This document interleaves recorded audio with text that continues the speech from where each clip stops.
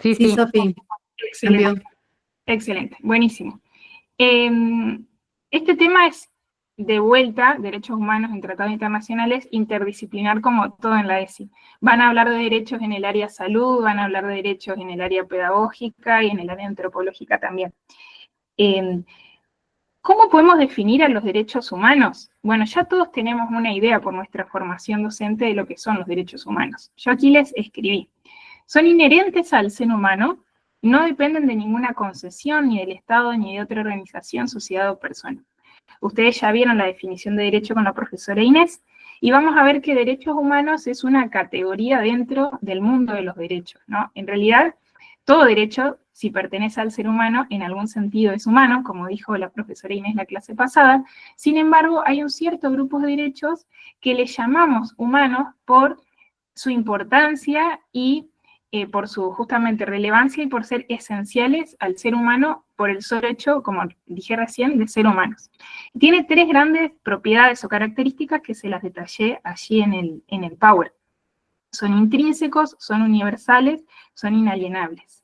Intrínsecos significa que pertenece a la naturaleza misma del ser humano, no es que tengo un derecho humano como si tuviera una campera o un arito o una pulsera, sino que de alguna manera es constitutivo a mi persona. Soy un ser humano, me pertenece el derecho humano, que ya vamos a ver cuáles son y dónde se encuentran en la naturaleza humana, pero dónde los podemos leer, dónde los podemos conocer, dónde los reconocemos, ¿no? Inalienables, esto significa de que no los puedo transferir y no me los pueden dar, sino que va de la mano de esto de ser intrínsecos, no me pertenecen por ser persona humana, y universales, todos tenemos estos derechos humanos. Nosotros nos propusimos con los profes del resto de las áreas del postítulo tratar de tener una pata práctica y que no sea tan, escuché un pedacito de la clase de Vanina recién, enciclopedista, la clase o expositiva, y que podamos tratar de todos los temas que veamos en todas las áreas, ir tratando de bajarlos, valga la redundancia, a nuestra práctica al aula. Entonces, nos propusimos siempre tratar de presentar alguna situación que se les pueda dar a ustedes en las instituciones donde trabajen o en los lugares donde se muevan, que tenga una pata o un costado de la ESI desde el cual lo podamos analizar. Y yo les traje una pequeña situación que se podría dar en una institución educativa, que se las escribí en la siguiente diapositiva, y me gustaría que se tomen unos minutos para pensarla y para tomar nota de cómo la abordarían, y les puse 3 preguntas para guiar esa reflexión. Se las voy a leer y si tienen, bueno, alguna consulta, me la hacen, pero la idea no es ahora mismo responder esas preguntas luego de estos minutos que les voy a dar para pensar, sino que ustedes puedan tomar notas y al final de la clase, luego de todo el desarrollo de la exposición y de lo que vamos a ir conversando, podamos comparar lo que ustedes respondan ahora, reflexionando sobre la situación, y lo que responderían al final de la clase con todos los conocimientos que conversemos, ¿sí? Así que, dicho esto, les voy a leer la situación. Una maestra de nivel primario arma un cuadernillo para sus alumnos de 6º grado e introduce en él mismo, como contenido de ESI, la definición de masturbación, autoexploración genital, sin ninguna valoración de la conducta ni encuadre del tema. Cuando una mamá de un niño del curso de esa maestra compra el cuadernillo y lo ve, se preocupa porque, si bien ella comprende la importancia y la obligatoriedad de la ESI para los niños, no considera que sea una temática a aprender a la edad de su hijo, y cuando llegue el momento adecuado a sus criterios, de acuerdo a sus criterios, quisiera explicarlo ella o el padre de su hijo. Esta es la situación. Un niño de 11, 12 años que va a 6º grado, nivel primario, adquiere el cuadernillo que la maestra preparó y en la pestaña de ESI o en el apartado que la maestra piensa para la ESI, se encuentra la mamá con este tema en donde hay definiciones pero sin ninguna crítica, que no lo dice la situación, pero podríamos imaginar que la maestra planea hacerla cuando aborde el tema, ¿no? Sin embargo, la mamá lee a secas esta información en el cuadernillo. Entonces las preguntas que vamos a tratar de contestar ahora, no de modo oral, sino que les voy a pedir que la escriban y las vamos a charlar a todas cuando termine la clase, es si la mamá tiene algún derecho para hacer valer en esta situación. Ella siente cierta impotencia cuando ve eso que está en el cuadernillo y queremos saber si hay o no hay derecho, si la mamá tiene algún derecho que ella pueda invocar como para decir, no quiero que mi hijo aprenda este tema de esta manera. ¿Cuál sería? Si es que tiene un derecho, ¿cuál sería? Y de qué manera puede hacer valer ese derecho que esta mamá tendría, ¿no? No sé si se comprende la situación. Yo les voy a dar 2, 3 minutitos para que anoten algunas ideas y después, al final de la clase, lo vamos a charlar. ¿Se comprendió la situación? Sí, bárbaro, ahí estoy leyendo. Así que les doy unos minutitos para que reflexionen, tomen notas y vamos a retomar estas notas dentro de un ratito.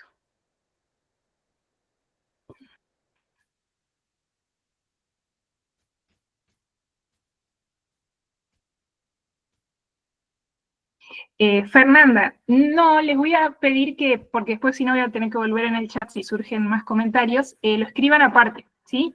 En una hoja aparte o en un dispositivo si están usando algo digital.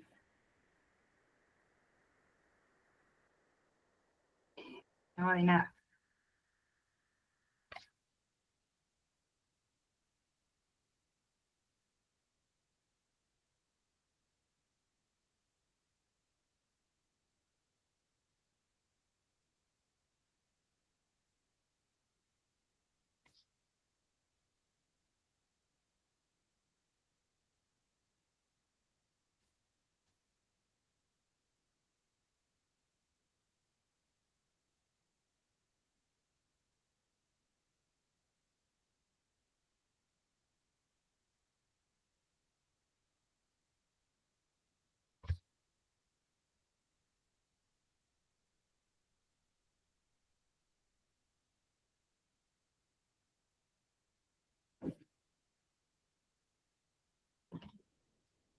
Bueno, Carolina, ahí leí que te tenés que retirar. Aprovecho a decirles mientras piensan que nosotros en el instituto contamos con el preceptor Carlos, con la secretaria nueva que es Romina, antes era Agustín, cuando ustedes comenzaron el cursado del postítulo, pero Agustín está de licencia, así que tomó su lugar Romina, que es una genia, muchos seguro la conocen. Después vamos a pasar su celular al grupo, tanto de Carlos como de Romina, porque si ustedes necesitan avisar algo de último momento y yo no llego a leer el mensaje, también ellos son un canal de comunicación en cuanto a todo lo que es la parte administrativa del postítulo.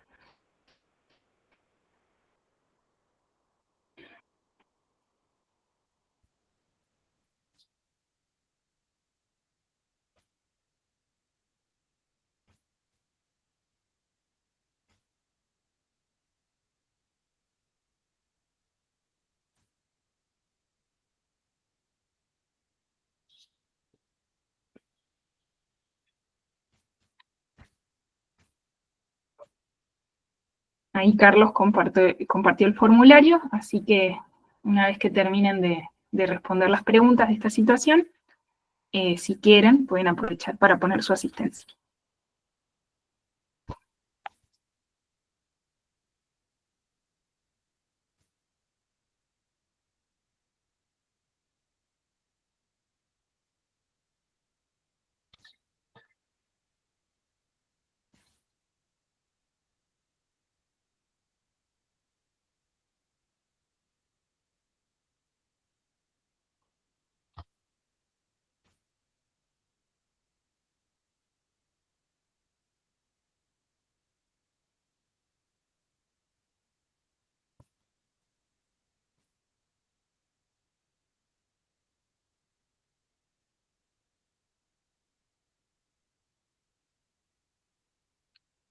Bueno, vamos a seguir adelante, después vamos a retomar entonces esta situación problemática. Les cuento a modo anecdótico que es una situación real esta, Yo también doy una mano hay un equipo asesor arquidiocesano en Paraná, pero que funciona para toda la arquidiócesis de Paraná de educación sexual integral, en el que estamos distintos profesionales relacionados con la ESI y damos asesoramiento a algunas instituciones educativas, y al equipo nos llamó una mamá para plantearnos esta misma situación. Así que, bueno, yo no di nombre de la institución ni de personas, obviamente, para respetar la privacidad de los involucrados, pero quiero que sepan de que no es una situación inventada, sino que se dio realmente y, bueno, y tuvo una resolución positiva y real, así que después la vamos a conversar. A la luz de esto que son los derechos humanos. Todos tenemos una noción de lo que son los derechos, más allá de que lo hayan explicado de forma más técnica con la profesora Inés, y si podemos dar una primera noción, o si podemos decir qué es lo que se nos ocurre, probablemente de buenas a primeras todo, digamos, es lo que nos corresponde, ¿no? Lo que nos corresponde como seres humanos. Y aunque no hayamos estudiado la Constitución Nacional o no sepamos todas las leyes que rigen en Argentina, tenemos alguna idea de que existe un derecho a la vida, un derecho a la educación, un derecho a la salud. Probablemente nuestra trayectoria en el profesorado para obtener el título docente que todos tenemos, hayamos tenido la materia, ¿no es cierto?, de derecho y legislación educativa y tengamos idea y noción de lo que son los derechos. Pero vamos a meternos de modo un poquito más profundo en la ESI como derecho humano en esta clase. Si bien va a ser la primera aproximación, porque después en las clases que siguen vamos a seguir desmenuzando la ESI como derecho humano y vamos a meternos en leyes específicas que atraviesan la educación sexual integral, tanto en nuestro país como en nuestra provincia, pero hoy vamos a tener una aproximación a esta categoría de derechos humanos desde los tratados internacionales y ya vamos a ver por qué desde allí. Antes de arrancar y de meternos de lleno con estos tratados internacionales y ver qué tiene que ver lo internacional con lo local, por qué podemos encontrarlos a los derechos humanos en los tratados internacionales, y si son tan remotos o si son más cercanos, y si pueden tener una aplicación o no en nuestra práctica, vamos a ver como primer paso para entrar en este tema, que genera ciertos problemas la noción de derechos humanos, porque si bien, como les digo, es algo de lo que todos tenemos noción, no hay que ser un abogado, un jurista para entender lo que son los derechos humanos, no hace falta ni siquiera estar alfabetizado, uno sabe que tiene derecho, que hay algo que le corresponde, o podría aprenderlo con facilidad. Plantean una serie de dificultades cuando empezamos a estudiarlos un poquito más detenidamente. Y que yo aquí les detallé algunas problemáticas, las voy a ir explicando brevemente, pero a medida que las vaya diciendo, probablemente ustedes vayan pensando que son reales y que también les tocan de cerca. Los derechos humanos no siempre son tan fáciles de determinar en cuanto a su contención y extensión. Está como cuarto lugar en la filmina, ¿no? No siempre sé qué comprende el derecho humano, por ejemplo, a la vida, a la salud, al tránsito, a la libertad de expresión. Tengo una idea de que tengo derecho a expresarme, pero ¿de qué manera, en qué lugares, en qué circunstancias? Siempre. ¿O hay algún modo para que yo pueda expresar o no pueda expresar? ¿O tiene algún límite ese derecho humano? El contenido y la extensión. Voy a ir en orden a cómo los escribí para que podamos ir tomando nota. La determinación de los sujetos activos y pasivos. No siempre sabemos a quién le corresponden los derechos humanos. ¿Quiénes son? Decimos en derecho los titulares. ¿Son todas las personas titulares de derechos humanos o hay personas que no tengan derechos humanos, ¿no? Esos son los sujetos activos, los que son titulares a quienes les pertenecen los derechos. Yo dije que eran universales, pero no siempre todos somos conscientes de ello, porque a veces no sabemos cuáles derechos son derechos humanos propiamente y cuáles no. A veces también es difícil determinar cuáles son los sujetos pasivos, o sea, quiénes están obligados a respetar esos derechos humanos. Los sujetos activos son los titulares y los derechos pasivos son quienes respetan esos derechos que pertenecen a los humanos, ¿no? ¿Por qué digo que puede ser una problemática? Porque no todos pueden estar de acuerdo en si corresponde o no corresponde tener un determinado derecho. En la situación problemática que les presenté, alguno podría decir, Bueno, la mamá no tiene derecho a plantear nada en la escuela porque la escuela tiene un ideario y la escuela marca el rumbo de lo que quiere enseñar para sus alumnos. O uno podría decir, sí, la escuela, la maestra sí tiene derecho. Entonces, fíjense, ahí hay que dilucidar quién es el sujeto titular y cuál es el contenido y la extensión de ese derecho de quien lo tiene y quién está obligado a respetar. Entonces, ahí estoy uniendo el primero y el cuarto ítem.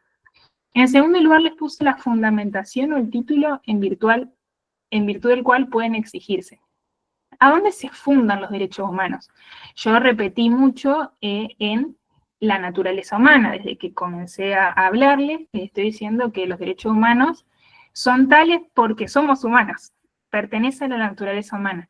Pero no siempre a lo largo de la historia esto ha sido tan claro y hasta el día de hoy no todos están de acuerdo con esta afirmación que yo hice. Algunos podrían decir, no hay naturaleza humana como tal y los derechos humanos son los que el Estado determina que son, o las autoridades de determinado Estado, de determinado municipio, van a decir que son, ¿no? Entonces podríamos resumir, los derechos humanos se fundamentan en la naturaleza humana o en el consenso. O sea, los derechos humanos los tenemos por ser seres humanos o los tenemos porque hay alguien o un grupo de personas que se ponen de acuerdo y dicen este es un derecho humano o este no es un derecho humano. Hay discusión académica en relación a este tema. Algunos autores, algunos abogados, algunos políticos van a decir, los derechos humanos los tenemos todos los seres humanos, y hay otros que van a decir, no, los derechos humanos son los que, no solo los estados, sino cada estado en particular, sino acuerdos entre estados determinen que son tales, ¿sí? Los conflictos que plantean, en tercer lugar, los derechos individuales y los derechos sociales. A todos nos gusta hablar de derechos humanos, es una categoría que tiene mucho peso, tiene mucho poder la expresión de derechos humanos, pero en algunos momentos de la vida civil parece que hay choque o contradicción entre los derechos humanos. Un caso muy frecuente que sucede en la vida cotidiana y en el que vemos este aparente conflicto es cuando, por ejemplo, hay una huelga o hay una manifestación de determinado gremio, determinado grupo de trabajadores, por ejemplo, frente a las autoridades, se hace una marcha, se corta una calle, se corta una ruta, y uno tiene ahí el derecho al libre tránsito que parece estar chocando con el derecho a la manifestación, ¿no? O a la petición a las autoridades de determinado pedido, ¿no? A reclamar por algún derecho que se estaría viendo vulnerado. Ahí tenemos un aparente choque, porque tanto el derecho a la libertad de tránsito como el derecho a la manifestación y a la huelga son derechos que están consagrados en nuestra Carta Magna, en la Constitución Nacional. Pero parece que si vive uno, tiene que morir el otro, porque o paso por esa calle o no paso por esa calle, pero los que están manifestando estarían conculcando mi derecho. Entonces, siempre van a chocar los derechos o siempre va a haber conflicto o hay manera de armonizar el respeto de los derechos humanos. Bueno, pero aparentemente, como les digo, en la situación, uno en la vida cotidiana no analiza tanto. Tenés que ir a tu lugar de trabajo, tenés una calle cortada, te tenés que desviar y tenés que ir por otro lado. Esto que nos duele tanto a nosotros como docentes, ¿no? No voy a dar clases porque estoy haciendo paro, pero hay un niño, un adolescente y un adulto que se está viendo privado su derecho a la educación. Entonces, todo el tiempo estamos a nivel social siendo testigos de conflictos de derechos humanos, ¿no? Sobre el contenido de la expresión ya dije algo, el carácter de su exigibilidad. ¿Hasta qué punto puedo exigir un derecho humano? Y no nos llenamos la boca de el derecho a la salud pública y no tenemos que irnos a la India o a algún país africano para ver lo vulnerados que están los derechos a la salud de cantidad de ciudadanos que no tienen agua potable, que viven en condiciones infrahumanas por la escasa higiene que tienen en sus hogares, y podríamos llamarlo hogares, ¿no es cierto? ¿Cuánta gente que vive en hogares tan precarios? O en la calle misma, ¿cuánta gente en los centros de las ciudades vemos que, sobre todo en las grandes ciudades, que duermen en las calles, que piden comida, que niños que trabajan? Entonces, bueno, sabemos que no hay un derecho a trabajar de parte de los niños, porque eso se llama explotación infantil. Todos tendríamos que tener derecho a la salud, pero al mismo tiempo eso que es tan exigible, de pronto quienes tendrían que exigirlo no lo exigen, entonces surge una idea de, entonces ¿se pueden exigir o no se pueden exigir? ¿Y hasta qué punto se pueden exigir? Fíjense, no, parece ser agradable y lindo hablar de derechos humanos, pero no son tan fáciles de ver respetados o de reconocer en la vida cotidiana. Su utilización ideológica, bueno, otro gran tema. ¿Cuántas veces existen grupos de personas, a veces desde un partido político, desde muchos partidos políticos, que se apropian de la categoría de derechos humanos y ponen el contenido de los derechos humanos que ellos consideran que son derechos humanos? Esto lo digo con mucho respeto y no apunto a un solo partido, porque ha pasado a lo largo de la historia y de parte de partidos con fundamentos filosóficos diametralmente opuestos. Como yo decía recién, la categoría de derechos humanos es tan poderosa porque todos tenemos una noción de que algo nos corresponde, que a algo tenemos derecho, que muchas veces es un término, vamos a decir, una expresión manoseada, manipulada, y no se la enseña o no se la señala con su correcto contenido, con su correcto alcance, ¿no? Los supuestos filosóficos, que esto está muy relacionado con lo que les decía antes de la fundamentación, en que se fundan los derechos humanos. Tuvimos hace unos años ese enfrentamiento social que pareció una batalla campal, como un River Boca cuando se debatió el aborto en el Congreso, ¿se acuerdan? Entonces, bueno, había una gran discusión respecto de si hay un derecho al aborto o no, si hay un derecho a la vida o no, y en qué medida. Y esto, en este punto, el derecho se toma de la mano y se entrecruza con la filosofía. No podemos estudiar derecho sin tener una postura filosófica respecto a qué es el derecho, quiénes son los seres humanos, qué le corresponde a quién, ¿no? ¿Qué es una sociedad? ¿Qué entiendo por orden social? Esas preguntas que nos hacemos en el mundo del derecho pertenecen en verdad a un campo más bien filosófico. Por eso acá vemos cómo es necesario siempre hacer, además de derecho, una filosofía del derecho, ¿no? Porque estamos hablando del ser humano como centro en definitiva. Y finalmente, el método más apropiado para determinar su pertenencia. Esto que les decía, este derecho que es tan esencial, ¿es humano o no es humano? Vamos a ver que todos estos problemas, algunas respuestas ya tienen, ya están claras, al menos el Estado argentino las ha asumido, y hay otras que plantean discusión mundial y que otros estados han asumido respuestas distintas. Y otros problemas que no han encontrado todavía solución y que los seguimos discutiendo y que hoy tienen una respuesta y quizá el día de mañana tengan otra, pero porque vamos buscando esa respuesta también. Bueno, yo les había dicho al comienzo que los derechos humanos son inalienables, intrínsecos, universales. Recuerdan, hay más propiedades, pero nos vamos a detener en estas tres como las más importantes, ¿no? Dentro de esta especialización en educación sexual integral. Hay algunos casos, algunas excepciones, en los que los derechos humanos pueden verse suspendidos, no eliminados, sino suspendidos, que son excepcionales y los encontramos en el Pacto de San José de Costa Rica. Los tratados internacionales, ya igual me voy a meter un poquito más en el tema, pero lo quiero decir, yo supongo que ustedes ya lo saben por ser docentes, pero lo voy a volver a comentar ahora, a compartir ahora. Son aquellos acuerdos que realizan los estados sobre determinados temas, ¿no? Si son tratados de derechos, sobre determinados derechos que un estado y el otro estado pueden participar más de dos. Hay tratados en los que participan 10, 15, 20 países, hay otros tratados que son de 2 o 3, como podríamos decir tratados más pequeños, tratados más grandes. Son acuerdos que generan los países para justamente coincidir en cuanto a cómo van a respetar determinados derechos o qué van a hacer en determinadas situaciones. El Pacto de San José de Costa Rica le llamamos así comúnmente, pero en realidad se llama Convención Americana de los Derechos Humanos. Habitualmente se lo conoce como Pacto de San José de Costa Rica porque se firmó por los representantes de los estados de distintos países americanos en el país de Costa Rica, la capital que es San José de Costa Rica. Sin embargo, se llama Convención Americana de los Derechos Humanos porque participaron todos los países de América. Bueno, ya vamos a ver que hay algunos que no, pero casi todos los países de América y firmaron este tratado, y ahí todos los países de América se pusieron de acuerdo en cantidad de derechos humanos que Argentina va a aceptar en la Constitución Nacional. Vamos a hablar de eso en breve, pero aquí está detallado en qué casos se pueden suspender los derechos humanos. Y yo quiero que lo veamos porque van a ver que son casos excepcionalísimos.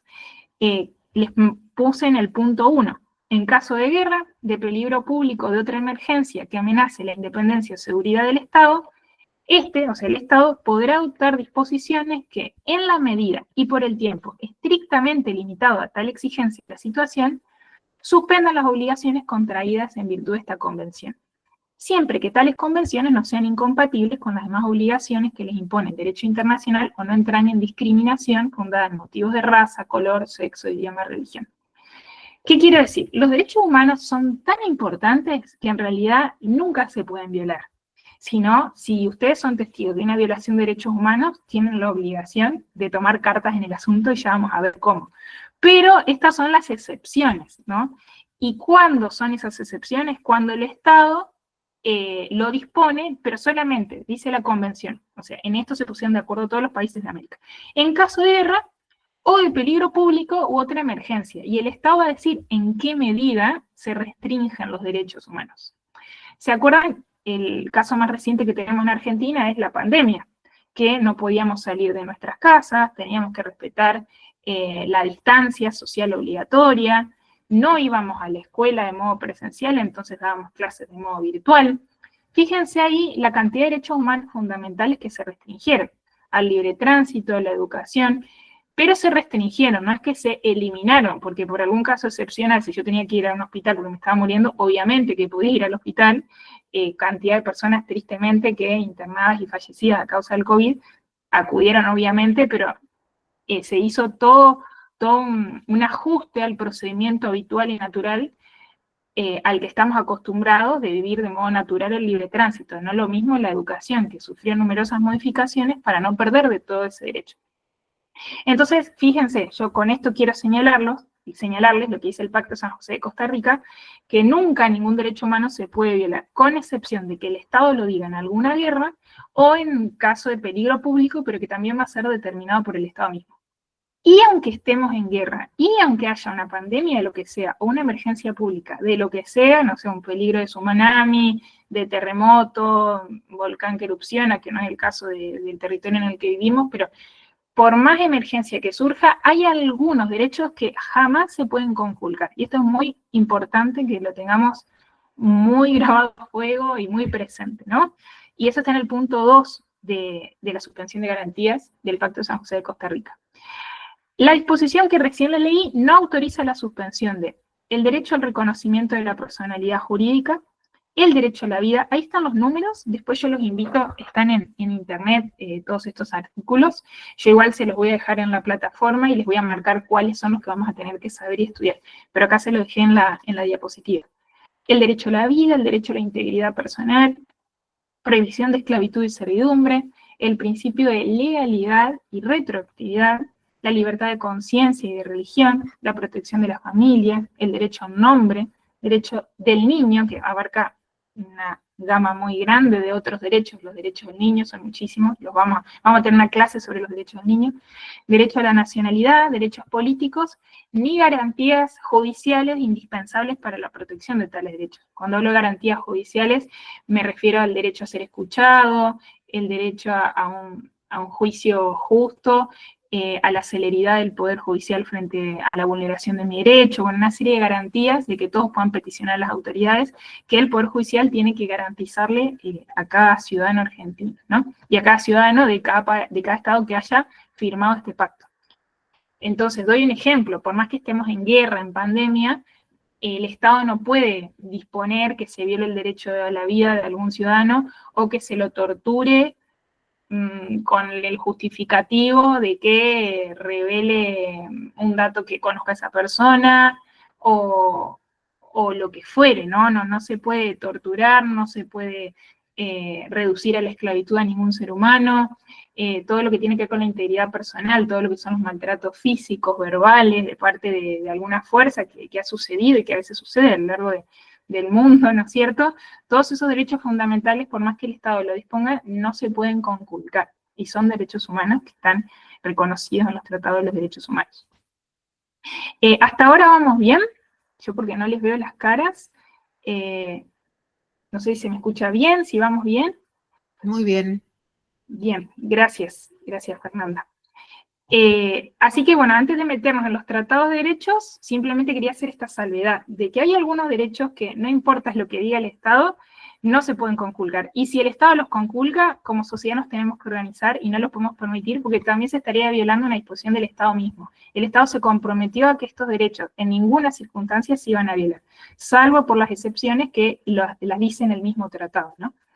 Vamos a continuar entonces. ¿Cuáles son esos tratados de derechos humanos? Bueno, ahora nos vamos a meter en esto de los contenidos. ¿Cuáles son humanos y cuáles no? Ustedes sabrán que la Constitución Nacional tiene dos grandes partes y el anexo, y en la segunda parte están descritos los poderes del Estado y las atribuciones que tiene cada uno de esos poderes en el gobierno de nuestro país, ¿no es cierto? Y en el artículo 75, inciso 22, que es muy famoso y lo pueden haber estudiado seguramente en otras capacitaciones porque es muy transversal a todo en la educación, habla de las atribuciones del Congreso, ¿no? ¿Qué le corresponde a los legisladores de nuestro país? Y en esas atribuciones, una de ellas, que las encontramos en el artículo 75, inciso 22, está aprobar o desechar tratados internacionales. Fíjense lo que dice, bueno, está muy pequeño, yo tengo dificultad para ampliarlo, pero después ustedes lo van a ver en las diapositivas en grande en sus casas y en el material que les voy a dejar aparte para estudiarlo. Les hice un apunte con un resumen. Ahí dice que el Congreso en el artículo 75, inciso 22, aprueba y desecha tratados concluidos con demás naciones. Y estos tratados y concordatos, hay algunos de ellos que tienen jerarquía superior a las leyes. Antes de avanzar, me gustaría recordarles que ustedes, la clase pasada con Inés, habrán visto esto de la jerarquía de normas en nuestro país, ¿cierto? Nosotros tenemos que la norma fundamental o la ley fundamental es la Constitución Nacional. Por debajo de la Constitución tenemos leyes nacionales, provinciales, y dentro de lo que es el Estado, ustedes saben, tenemos tres tipos de Estado, el Estado nacional, provincial y municipal. También hay normativa, bueno, así como están las leyes provinciales, de tipo municipal, que son las ordenanzas, ¿no? También entran dentro de la jerarquía. Cada una se ocupa de distintas materias y todas ellas están bien delimitadas en cada una de sus constituciones, podríamos decir. Tenemos una constitución nacional, una constitución provincial, y tenemos este conjunto de ordenanzas a nivel municipal. ¿Qué pasa cuando hay un choque y una contradicción? Sofía me dice, Analía, no sé si soy la única, pero no llego a leer los textos de las diapositivas.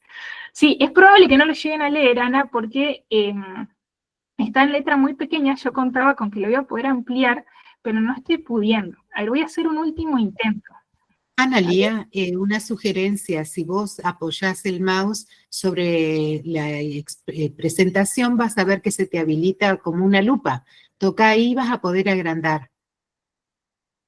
Muchísimas gracias, María Fernanda. Te tenemos que contratar de asistente para las clases, me parece. Voy a hablar con Gabriel para que te tramiten alguna colaboración económica. Gracias, Fer. Y gracias por decirlo. Si tienen alguna dificultad, escriban por favor en el chat. Yo cada tanto lo veo, no todo el tiempo, pero cada tanto lo veo. Entonces, bueno, como estábamos hablando, ¿no? Tenemos un montón de normativa, pero a veces podemos tener normativa similar con alguna ligera diferencia. Entonces, nosotros podemos preguntarnos, bueno, pero ¿a quién tenemos que seguir? ¿A la normativa nacional o a la normativa provincial, si hay alguna diferencia?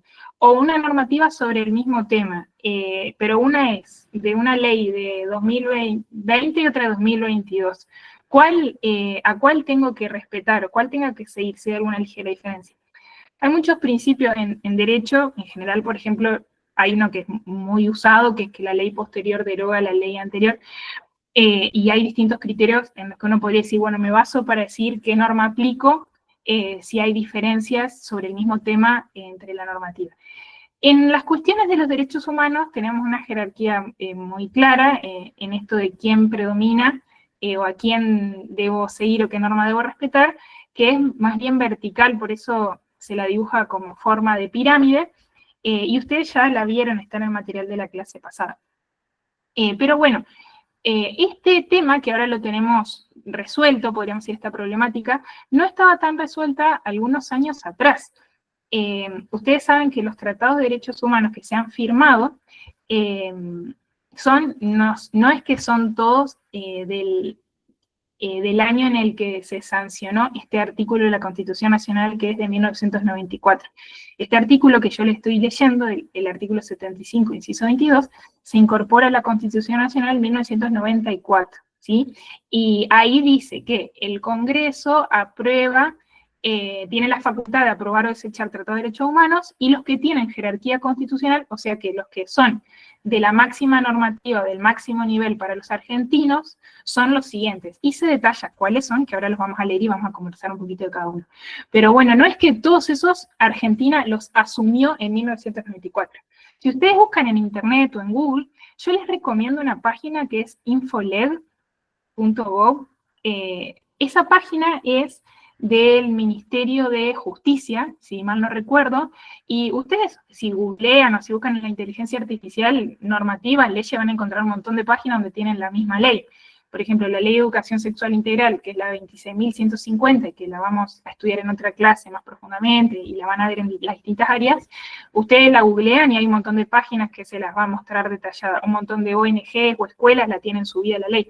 Sin embargo, yo siempre recomiendo esta página Infoleg, que es del Ministerio de Justicia, para todas las leyes, todos los tratados, porque es bastante completa, dicen qué año se sancionó, quiénes la firmaron, durante qué presidencia, si hay reformas, la misma página está actualizada, entonces muchas veces las leyes sufren reformas de algunas partes, de modo actualizado te dice qué reforma sufrió esa ley que vos estabas buscando. Tiene leyes nacionales y provinciales, ¿sí? No, capaz que ahí no van a encontrar normativa, por ejemplo, el Consejo General de Educación, que es una normativa más interna en nuestra provincia. Pero sí, todo lo que tiene que ver con normativa, leyes nacionales y provinciales, es súper completa esta página del Ministerio de Justicia, Infoleg, y para este área que vamos a ver varias leyes, como vamos a ver a futuro la ley de salud sexual y reproductiva, la ley de identidad de género, lo que fue la ley de aborto, que tocan cuestiones directamente relacionadas con la ESI. Bueno, Infoleg es una fuente con la doctora Inés acudimos a menudo y en general los abogados la aprovechamos mucho. Bueno, en Infoleg, si ustedes buscan esto, van a encontrar todos estos tratados que están acá incorporados con jerarquía constitucional, pero no son todos de 1994. Todos los tratados empezaron a partir de la década del 50, que es el Tratado de Derechos Humanos, podríamos decir más antiguo, la Declaración Universal de los Derechos Humanos, a partir del 48, creo que lo mencionaron con Inés la clase pasada, a fines de los 40, principios de los 50, y hasta el día de hoy, se siguen firmando tratados de derechos humanos entre los distintos estados, ¿no?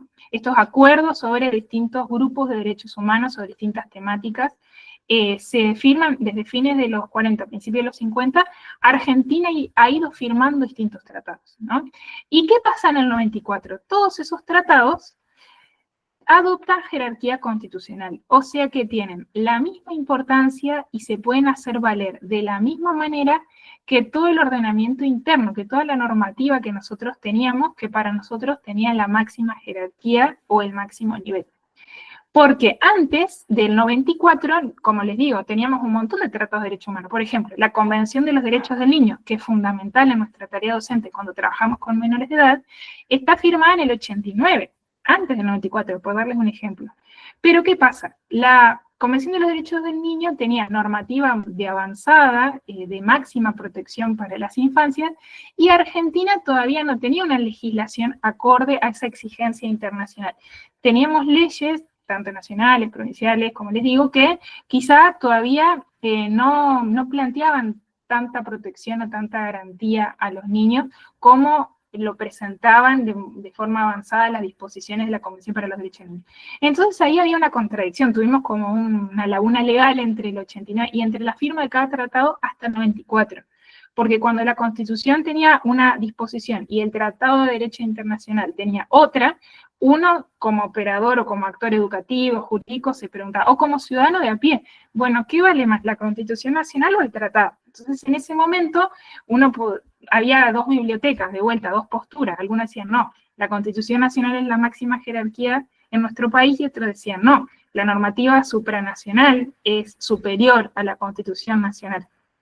Entonces, algunos por ahí con fundamento de la soberanía nacional decían, no, la Constitución Nacional es lo que todos los argentinos nos pusimos de acuerdo sobre esta cuestión particular y no vale tanto la relación con los otros países porque eso lo firmó un X mandatario Bueno, y igualmente había fundamentos a favor y en contra de una y otra postura, y en el 94 se zanja esta cuestión y se plantea que estos tratados que el Congreso aprobó en el 94 y a futuro los que el Congreso apruebe, van a tener exactamente la misma jerarquía con la Constitución Nacional y la exigibilidad va a ser la misma, ¿sí? Se van a poder exigir tanto los derechos humanos que plantean los tratados de derechos humanos para la redundancia entre distintos estados y, y el país. Muy buena tu pregunta, Fernanda. ¿La adhesión o no adhesión requiere alguna mayoría especial en el Congreso? Sí, la mayoría de las 2/3 partes del Congreso. No es la mayoría simple, sino la mayoría especial. Y el Poder Ejecutivo sí tiene injerencia. El Poder Ejecutivo es el que va a firmar el tratado, Fernanda, o sea, el representante diplomático del país, supongamos un tratado entre Argentina y Brasil, el diplomático va a firmar ese tratado, no es un representante del Ministerio de Economía, lo va a firmar, y después el Congreso, sobre una cuestión económica humana fundamental, después el Congreso va a, por mayoría especial, aprobar o no aprobar ese tratado. La mayoría especial es 2/3 de las dos cámaras, tanto de diputados como de senadores. La mayoría de las leyes se aprueban con mayoría simple, esto significa la mitad más uno. Todas las leyes nacionales que tenemos en su gran mayoría se aprueban con la mitad más uno, primero de una cámara, después de la otra cámara. Pero en el caso de los tratados internacionales, como son temas tan sensibles y tan relevantes, requieren las 2/3 partes del Congreso. Esa sería la respuesta, Fernando. Entonces, bueno, nosotros tenemos que en el 94, estos tratados que ahora les voy a mencionar y que vamos a ir vinculando con la ESI, adquirieron esta máxima exigibilidad para los argentinos. O sea que si nosotros en el aula, en la institución en la que pertenezco, en la ciudad, en el sistema de educación, ve una situación de vulneración de derecho y es un derecho que está protegido por el tratado internacional, yo podría ir frente a un juez del fuero local, o sea, frente a tribunal, por ejemplo, en Paraná, y decir, se me está violando, obviamente que hay todo un procedimiento para esto, pero mi abogado, yo mismo, en escrito podría decir, bueno, frente a esta situación, este artículo, el Pacto de San José de Costa Rica, no se está respetando. Obviamente que como vamos a ver después, es un poco temprano para decirlo, pero ya lo voy anticipando y después lo vamos a explicar mejor. A mí, no sé si hay algún otro abogado aquí presente, pero a mí lo que me enseñaron en la Facultad de Derecho, y que me parece que es de mucho sentido común, es que uno tiene que evitar llegar a la justicia. ¿Cuál es la herramienta por excelencia de resolución de conflictos humanos? El diálogo, ¿no? Nosotros tenemos que tratar de resolver nuestras diferencias, escuchándonos, hablando, resolviendo. No es que frente a cualquier situación en la escuela voy y denuncio al colega, al directivo. Uno llega en última instancia a la justicia. Uno va haciendo todo un camino antes de acudir a un abogado y denunciar o demandar una determinada situación en la que se está violando algún derecho. Sin embargo, hay veces que ameritan que uno acude a un abogado y acude a la justicia porque por medio del diálogo y de las instancias más cercanas no estoy pudiendo resolver mi problema y es una situación que reviste cierta gravedad y cierta urgencia, entonces bueno, ahí uno sí acude a la justicia. Pero si no, uno tiene que evitar llegar a los abogados y evitar llegar a la justicia. Uno tiene que tener la formación jurídica indispensable como para poder desenvolverse evitando judicializar las situaciones. Porque judicializar las situaciones, seguro ustedes lo deben saber, porque todos tenemos alguna situación legal del problema que sea, suele ser desgastante en lo económico, en lo emocional, en lo vincular. Yo que hago derecho de familia veo que genera muchas situaciones indeseadas y mucho desgaste de todo tipo. Entonces uno, obviamente que también así uno pelea por sus derechos y obtiene lo que necesita, muchas veces, como les digo, la única alternativa que uno tiene. Pero hay otros modos de resolución de conflictos no contenciosos, no conflictivos, y uno siempre tiene que tratar de ir por ellos, ¿no? Por los menos gravosos y por los más fáciles y por los que tengamos más a mano. Pero bueno, en última instancia podría suceder, esto quiero dejarles en claro, de que haya alguna violación de derechos humanos y siempre voy a tener esta posibilidad de invocar un tratado de derechos humanos si ese tratado contiene ese derecho que a mí me están vulnerando, ¿no? Voy a poner acá. Lo último que les digo, y después les leo esto que está acá en la diapositiva. Después del 94 se incorporaron por esta mayoría de 2/3 por el Congreso tratados fundamentales. Por ejemplo, hay uno que usamos mucho, tanto en el estudio jurídico como en las instituciones educativas, que es la Convención sobre las Personas con Discapacidad, que se aprobó entre 2000 y 2006, no me acuerdo exactamente el año, me parece que 2006. Pero fíjense, después del 94, la Argentina celebra con otras naciones la Convención Internacional sobre las Personas con Discapacidad, que tiene también un espectro, una gama enorme de derechos, y después recién la ley que la sanciona con mayoría simple es, fíjense, muy posterior a 1994. ¿Y qué significa que se sancione? Que esa convención internacional sobre las personas con discapacidad y toda la normativa que allí se encuentre también va a tener el máximo nivel en la Argentina y la vamos a poder invocar para nuestro trabajo. Y no está en la Constitución, si ustedes se compran la Constitución del 94, no está ahí en el artículo 75, inciso 22, sin embargo está incorporada. Y así hay varias otras. Se las voy a leer, están chiquitas, pero todas tienen su importancia en la ESI.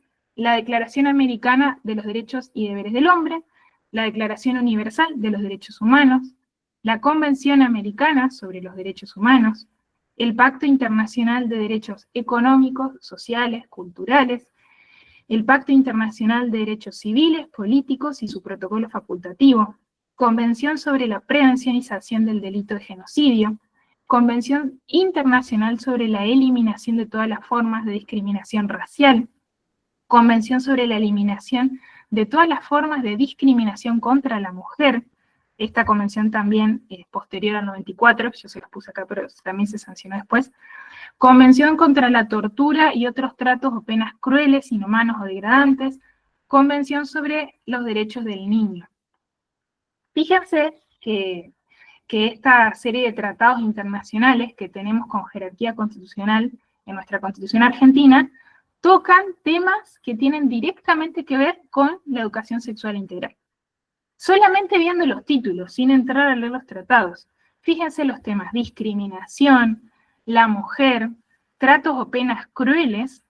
En la educación sexual integral tenemos que prevenir los abusos y enseñar a los chicos a tener vínculos saludables y a denunciar cuando no están teniendo vínculos saludables o no están recibiendo buenos tratos.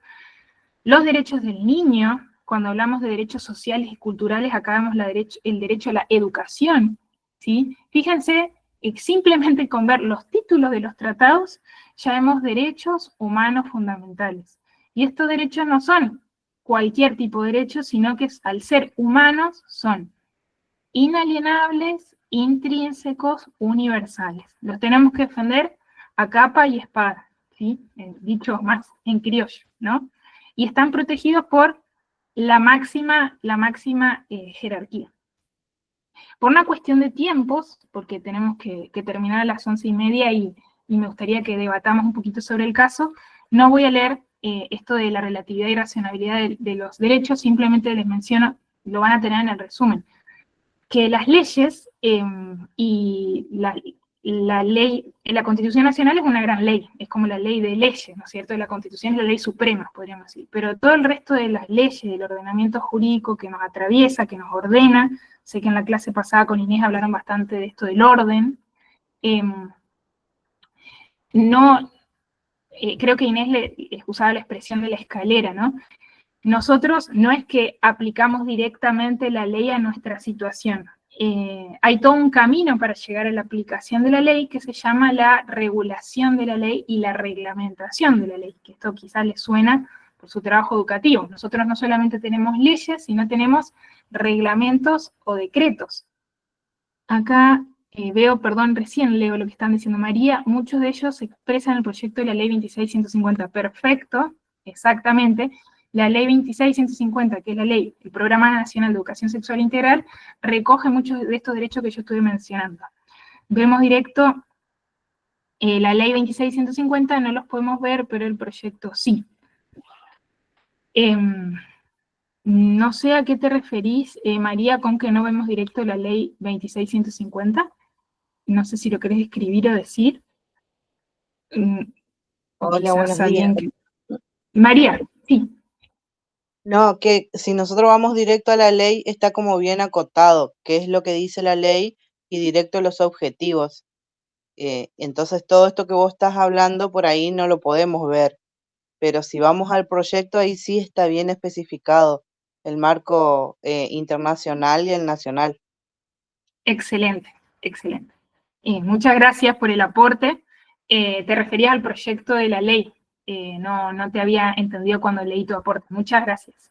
Exactamente, cuando nosotros nos metamos de lleno en la ley 26.150, esto que le estoy explicando durante esta clase, todo el fundamento, lo vamos a pasar medio rapidito. Pero, ¿por qué es importante tener el fundamento? Porque seguramente han escuchado muchas veces que a la ley 26.150, que es la que regula la educación sexual y la hace obligatoria en todos los niveles educativos de nuestro país y en todas las modalidades educativas, se la ha querido modificar en numerosas oportunidades. Hay muchos proyectos de ley de modificación de la 26.150. Y algunas de esas modificaciones son actualizaciones, en realidad no son contradicciones de la ley misma, sino que son aportes de leyes posteriores que enriquecen la comprensión de la ESI, ¿no es cierto? Y la distribución, podríamos decir, que llega a todos la educación sexual integral. Pero hay otros intentos de modificación de la ley ESI de distintos sectores que conculcan algunos derechos consagrados. Entonces, hay muchos sectores, cuando se va a sancionar una ley en un país, no es que solamente participan los diputados y los senadores, o un tratado internacional.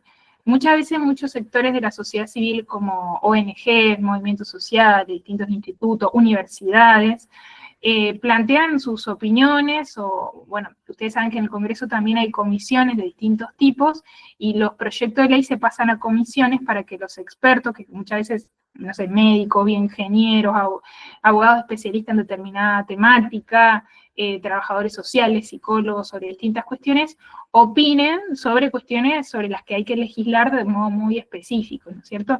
Entonces, los proyectos de ley pasan a comisiones de expertos sobre la materia, la temática de esa ley. Y muchas veces pasa que hay algunas cuestiones que son ideológicas. Vieron, como les decía al principio de la clase, que se manipula la noción de derecho humano. Entonces, algunos sectores a veces quieren conculcar algunos derechos que ya están consagrados, y podría pasar que alguna vez se sancione una ley que sea contraria a un tratado internacional del que Argentina sea parte.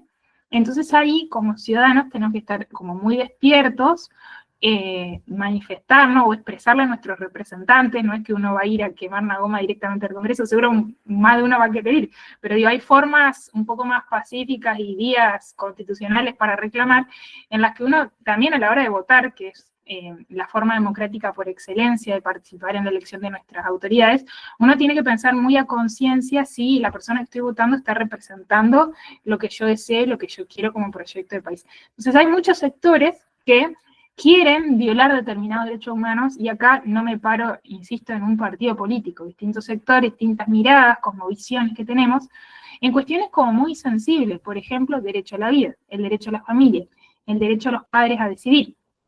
En esta situación que ahora vamos a hablar dentro de un ratito, que yo les planteé problemática del inicio, hay una cuestión ahí con el derecho de los padres a participar o no participar en la educación de los niños, niñas y adolescentes, ¿no? Entonces hay algunos intentos de modificación de la ley ESI que quieren, por ejemplo, darle un poco más de potestad en la dirección de la educación al Estado que a las familias. Y este tema, de vuelta, nos metemos en un terreno filosófico, no solamente jurídico.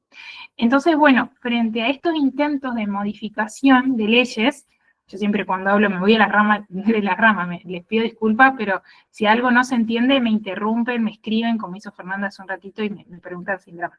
O si voy muy rápido, me avisen. Pero bueno, cada una de las leyes, primero pasa un proceso largo antes de ser sancionada, y se trata de escuchar todas las voces de la sociedad. Pero puede suceder que en algún momento se sancione una ley que viola algún derecho humano fundamental, y hay que estar muy atento, porque nosotros, los abogados, cuando muchas veces defendemos a las personas, tenemos que decirle al Estado mismo, acá hay una disposición que se le está aplicando a mi cliente que es inconstitucional. Por ejemplo, no sé si se acuerdan las fotomultas en su momento, que a un montón de gente los multaban y nunca les avisaban, te llegaba a tu casa una foto de la patente de tu auto que se ve toda borrosa. Bueno, Esa fotomulta en algún punto es inconstitucional, cuando vos en el momento no te detienen, no te avisan de la infracción, o muchas veces se aplicaban a personas que no correspondían. Bueno, me estoy yendo de tema, pero puede ser que el Estado te aplique una sanción que viole un derecho humano fundamental. O puede ser de que el Estado genere una normativa que sea contradictoria con algún derecho humano fundamental. Entonces es muy importante de que no nos quedemos solo con la circular del Consejo General de Educación, o con esta ley provincial, o con esta ley nacional, porque puede ser que alguna ley tenga algún punto que sea inconstitucional y que yo tenga todo el derecho del mundo de decir, a ver, Estado, estás inculcando, estás vulnerando mi derecho a la enseñanza, a la libertad de mis padres de elegir el establecimiento al que yo quiera ir. Después lo vamos a ver más en detalle, pero es importante que todos conozcamos los derechos humanos y no confiemos tan ciegamente en el Estado. Y no digo que seamos todos unos revolucionarios, sino de que tengamos conciencia de que si bien el Estado es garante de derechos y uno tiene que confiar en el Estado está compuesto por personas, por nosotros somos el Estado. Entonces puede ser que haya en algún momento algún sector del poder que quiera avasallar con algún derecho, y si nosotros tenemos conciencia de cuáles son nuestros derechos, hay, por ejemplo, hasta un derecho a la libertad de conciencia, que no todos conocen, o a la libertad de profesar libremente mi culto, mi religión. Si yo conozco cuál es mi derecho, puedo tomar las medidas pertinentes para que se me lo respete, ¿no? Y con la ESI pasa muchísimo, porque hay muchos derechos humanos fundamentales en juego, protegidos por la Constitución. Entonces, esto del proyecto que vos mencionabas muy bien, María, de la ley de ESI, nuestra ley de ESI es muy buena, pero también tenemos que defenderla, porque muchas veces hay intentos de modificación, y hay un montón de proyectos en el Congreso, que en algún punto pueden llegar a querer vulnerar un derecho, y tenemos que ser conscientes de qué derechos humanos queremos que se nos respeten como ciudadanos y como actores educativos. Si uno va a cada ley, tiene proyectos, generalmente cuando son leyes de temas sensibles, por ejemplo, lo que es la ley de muerte digna, la ley de ahora se quiere aprobar también la eutanasia, distintos proyectos de ley sobre la eutanasia. Hay temas que tocan la bioética, cuestiones muy sensibles, que tienen proyectos que son larguísimos y capaz que no siempre tenemos el tiempo de leerlos, pero son muy interesantes y ahí podemos ver todo el fundamento, como mencionaba María, y qué hay detrás, y descubrir alguna que otra cosa.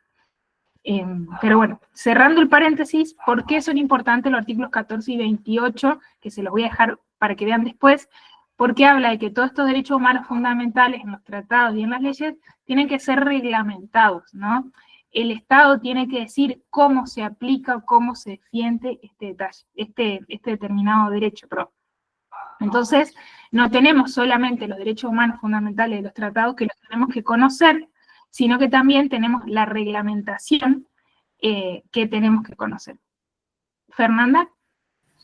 Pensaba, Sofía, en relación a esto último que estabas mencionando, la importancia por ahí que tiene cuando fue tratado la ley de ESI en cuanto al abordaje al que está obligado el Congreso Nacional también, de hacer todas las consultas a distintos organismos y sectores interesados, digamos, porque es el espacio democrático de representación que justamente a partir del diálogo, esto que mencionabas anteriormente también, la importancia de no recurrir siempre a las cuestiones judiciales o a la intervención de los profesionales del derecho, sino también esto que nace desde el diálogo de distintos sectores y de espacios de ideas.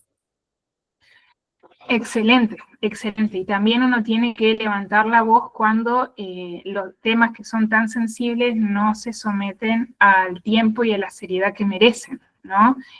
Por eso es muy importante que los legisladores que tenemos sometan antes de votar a los expertos cada proyecto de ley, ¿no?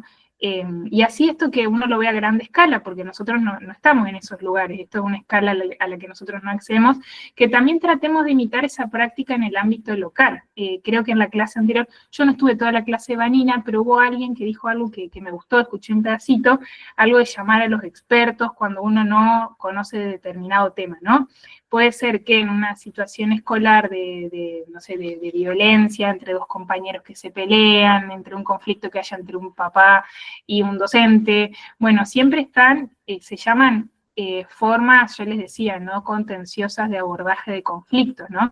Las mediaciones, las negociaciones, y a veces llamar a un, no sé, a un psicólogo, no tiene que ser alguien ajeno a la escuela, puede ser el profesor de psicología de la escuela, que quizá tiene más elementos que yo para entender la situación que el profesor de matemáticas, o el tutor, o hablar siempre sobre, no sé, tengo que dar este tema y no sé cómo abordarlo, surgió este emergente en el aula, hablarlo con el vicedirectivo, si es que tengo el directivo, siempre todas las situaciones de esto tiene más que ver con la didáctica y lo vamos a ver más en la parte del área pedagógica del postítulo, pero somos una comunidad, se viene el área de salud, se viene el área pedagógica, lo vamos a ver en el área antropológica también, todas las situaciones, uno tiene que reconocer de que uno no es experto en todo, y que muchas veces el enfoque multidisciplinar ayuda mucho a encontrar la mejor solución frente al problema que estoy teniendo por delante. Entonces, todas las situaciones, sea con menores, con mayores en las instituciones educativas, las tenemos que resolver siempre en conjunto y pidiendo ayuda. Obviamente hay algunas cuestiones que merecen cierta privacidad y hay que seguir cierto protocolo. Más adelante en el área jurídica vamos a ver distintos protocolos que hay que seguir a rajatabla frente a algunas situaciones. Hay ciertas situaciones que yo no se las puedo contar a todo el mundo que tienen que ver con la ESI, eso por ley lo tengo que respetar, pero hay otras que merecen ciertamente un análisis más profundo y no por querer sacarme el problema de encima tengo que dar la primera respuesta que se me viene a la mente o querer resolver rápido el problema a nivel escolar, ¿no? Da para hablar muchísimo esto, pero volviendo a la cuestión macro que recién señalaba Fernanda, es muy valioso que, insisto con esta idea, tengan un trabajo en comisiones los distintos proyectos, un poco para cerrar esta cuestión. Tratados de derechos humanos. Fíjense, los tratados de derechos humanos crean órganos para su cumplimiento. Los tratados de derechos humanos no solamente son acuerdos entre estados, aunque ciertamente lo son, como yo se los dije, vamos a repasar algunos tratados, ¿no? Yo acá les leí en esta diapositiva la Declaración Americana de Derechos y Deberes del Hombre, la Declaración Universal de los Derechos Humanos, la Convención Americana sobre los Derechos Humanos. Esta podríamos decir que es de las más importantes para nuestro país y para la ESI, o el Pacto de San José de Costa Rica. Vamos a detenernos para tomar un ejemplo en esta que es tan importante, pero lo mismo se podría decir del resto de los tratados. La Convención Americana sobre Derechos Humanos o Pacto de San José de Costa Rica. Esta convención creó asimismo órganos. ¿Qué significa órganos? Son sistemas, subsistemas dentro del Sistema Interamericano de Derechos Humanos que aseguran el cumplimiento de ese tratado. Porque yo puedo tener, como le decía, una ley muy linda en mi Constitución Nacional, una reglamentación muy linda, bueno, pero ¿qué pasa si se viola un derecho que está en esa reglamentación tan linda, ¿no? Y en esta ley de ESI, bueno, ¿cómo invoco ese derecho? Hay un sistema de reclamos, podríamos decir, y hay dos grandes órganos que crea la Convención Interamericana de Derechos Humanos, que los vamos a ver como ejemplos. La Comisión Interamericana de Derechos Humanos, o con su sigla, que la deben haber leído en otras oportunidades, CIDH, y la Corte Interamericana de Derechos Humanos. La Comisión Interamericana se escribe muy parecido, pero son dos órganos distintos y con funciones muy específicas cada uno. La Comisión Interamericana de Derechos Humanos es un órgano, podríamos decir, consultivo y de vigilancia y de recomendaciones. Consultivo porque puede recibir consultas de los ciudadanos respecto de cómo proteger determinado derecho o qué sucede si se conculca determinado derecho o puedo denunciar que se me está conculcando mi derecho humano. Aunque no lo crean, uno quizás lo ve muy lejano, ¿no? Dice Comisión Interamericana de Derechos Humanos, pero ustedes entran a una página de internet y hay un formulario y ustedes se pueden comunicar con la Comisión Internacional de Derechos Humanos, Interamericana, y decir, bueno, tengo tal situación en la que creo que el Estado argentino está violando el tratado al que se comprometió que iba a firmar. Como le decía antes, hay una escala. Yo primero voy a denunciar la situación en el foro local. Supongamos que a nivel provincial un juez me falla en contra y bueno, no sé, X situación. Una maestra me maltrató en el aula. Voy a poner un ejemplo grosero, pero para que vean cómo funcionaría el mecanismo. Una maestra le gritó a mi hijo en el aula. con la escuela no llegó a un acuerdo, la escuela defiende a la maestra, bueno, lo denuncia ante un juez civil y comercial de un país, de la provincia, y el juez dice, no, la maestra no gritó, no hay pruebas, en realidad simplemente le estaba exigiendo al chico, bueno, yo no estoy conforme, apelo a la sentencia, voy al superior tribunal en la provincia de vuelta defienden a la maestra, no, que en realidad ella estaba ejerciendo un límite sobre el chico, el grito no fue tal, el chico está en una situación de vulnerabilidad porque estaba sensible, bueno, apelo a la Corte Suprema. Muchas veces estos casos pasan, por ejemplo, con la policía o con alguna fuerza que se excede en el uso de la fuerza, pero vamos a meternos en el contexto escolar. Y la Corte Suprema de Justicia de vuelta dice a nivel nacional, esta maestra tenía razón y este chico no tiene el derecho a reclamar. Yo, mamá, que estoy indignada por la situación, pude ir a la Corte Interamericana de Derechos Humanos porque se está violando ese derecho a la integridad física y al buen trato de mi hijo. ¿Y cómo hago? O sea, a través de mi abogado no es que voy directamente a la Corte, sino que le presento el caso a la comisión. Nadie puede acudir directamente a la Corte. Primero vamos a la comisión, que es este órgano creado por el tratado. Y la comisión va a evaluar y va a decir, sí, esto amerita que lo juzgue la Corte o no, lo desecho, esto no amerita que lo trate la Corte de Derechos Humanos. La Corte, como su nombre lo indica, es una corte, un tribunal, está compuesta por jueces a nivel internacional. Y ellos juzgan determinados casos en los cuales el Estado, que es parte del Tratado de Derechos Humanos, no cumplió con su compromiso, no cumplió con su parte del tratado, ¿no es cierto? Y puede ser que la Corte le dé la razón al Estado y diga, mira mamá de este niño que fue violentado, la Corte Suprema de Justicia del país al que vos pertenecés falló bien, tuvo la razón y la maestra es inocente.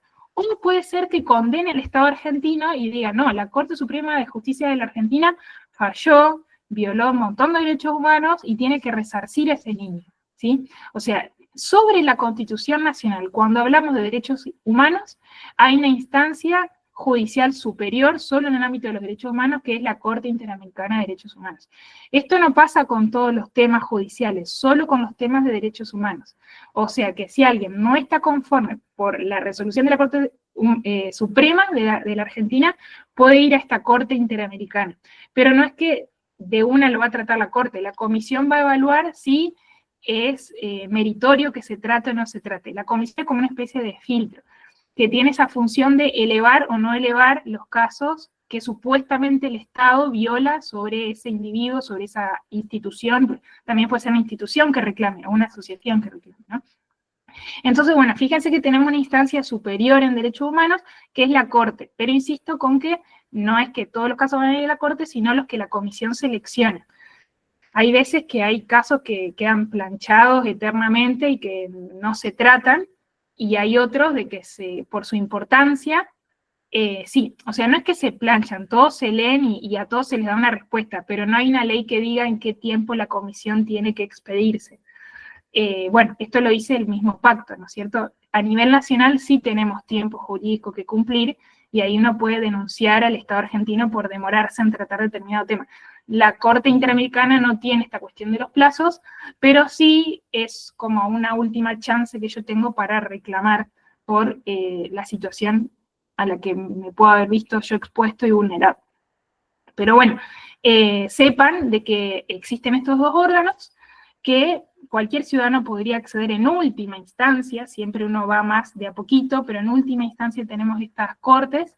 Y bueno, y la comisión también tiene otra función que tiene que ver con evaluar si los estados que firmaron el tratado están cumpliendo el tratado o no.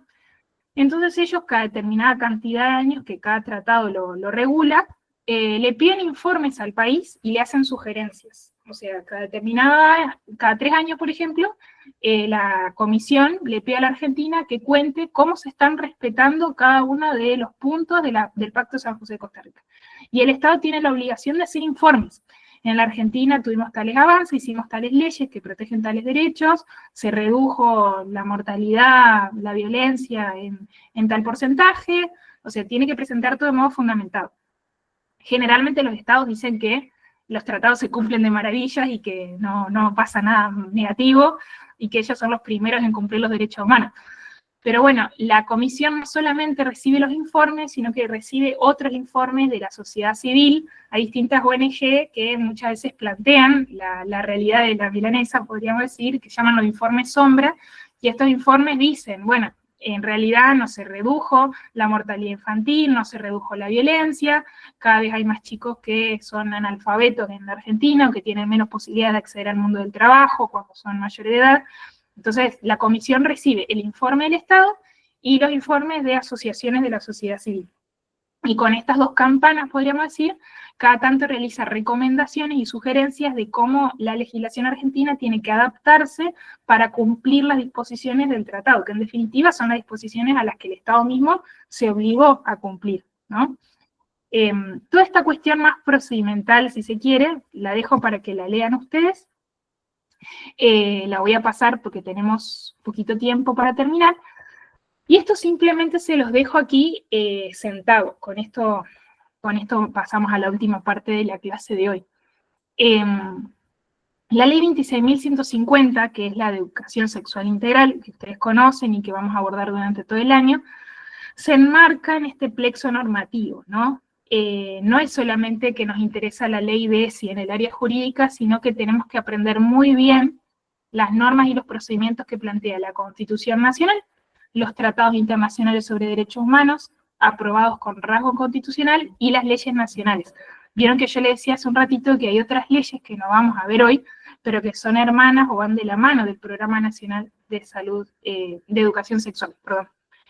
Como son la Ley de Salud Sexual y Reproductiva, que habla de toda la cuestión de la planificación familiar, los métodos anticonceptivos, las leyes de identidad de género, que les hablaba hace un ratito, las leyes que tienen que ver con la protección de las infancias, la ley tanto del aborto como la de 1000 días, todas las leyes que tienen que ver con el derecho a la educación, al acceso a la educación, ¿no es cierto?, a la convención y las leyes que tienen que ver con las personas con discapacidad y su acceso a la educación también, y todas las adaptaciones que debemos hacer.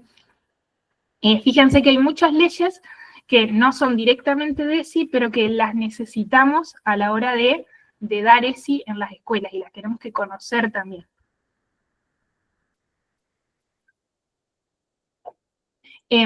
¿Por qué? Antes de pasar a los artículos que quiero que prestemos atención y subrayemos de los tratados internacionales sobre derechos humanos, yo ahí les puse aprobados con rango constitucional.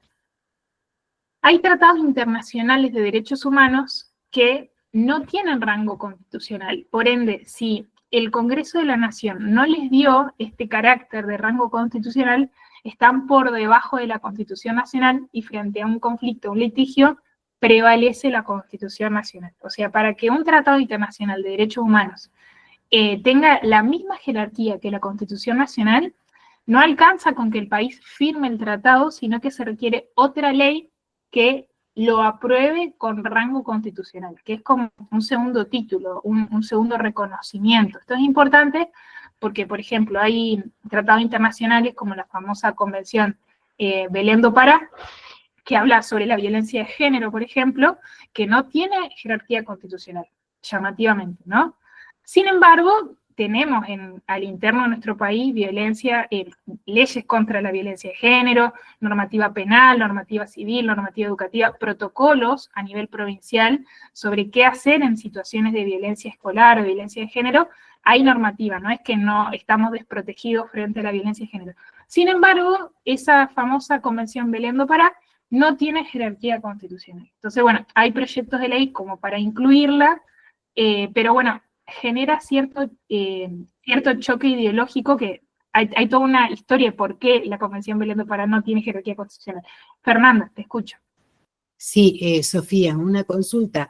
Es por eso que al no tener rango constitucional es que se eliminan ese organismo nacional que monitoreaba de alguna manera y asistía a las cuestiones de femicidios.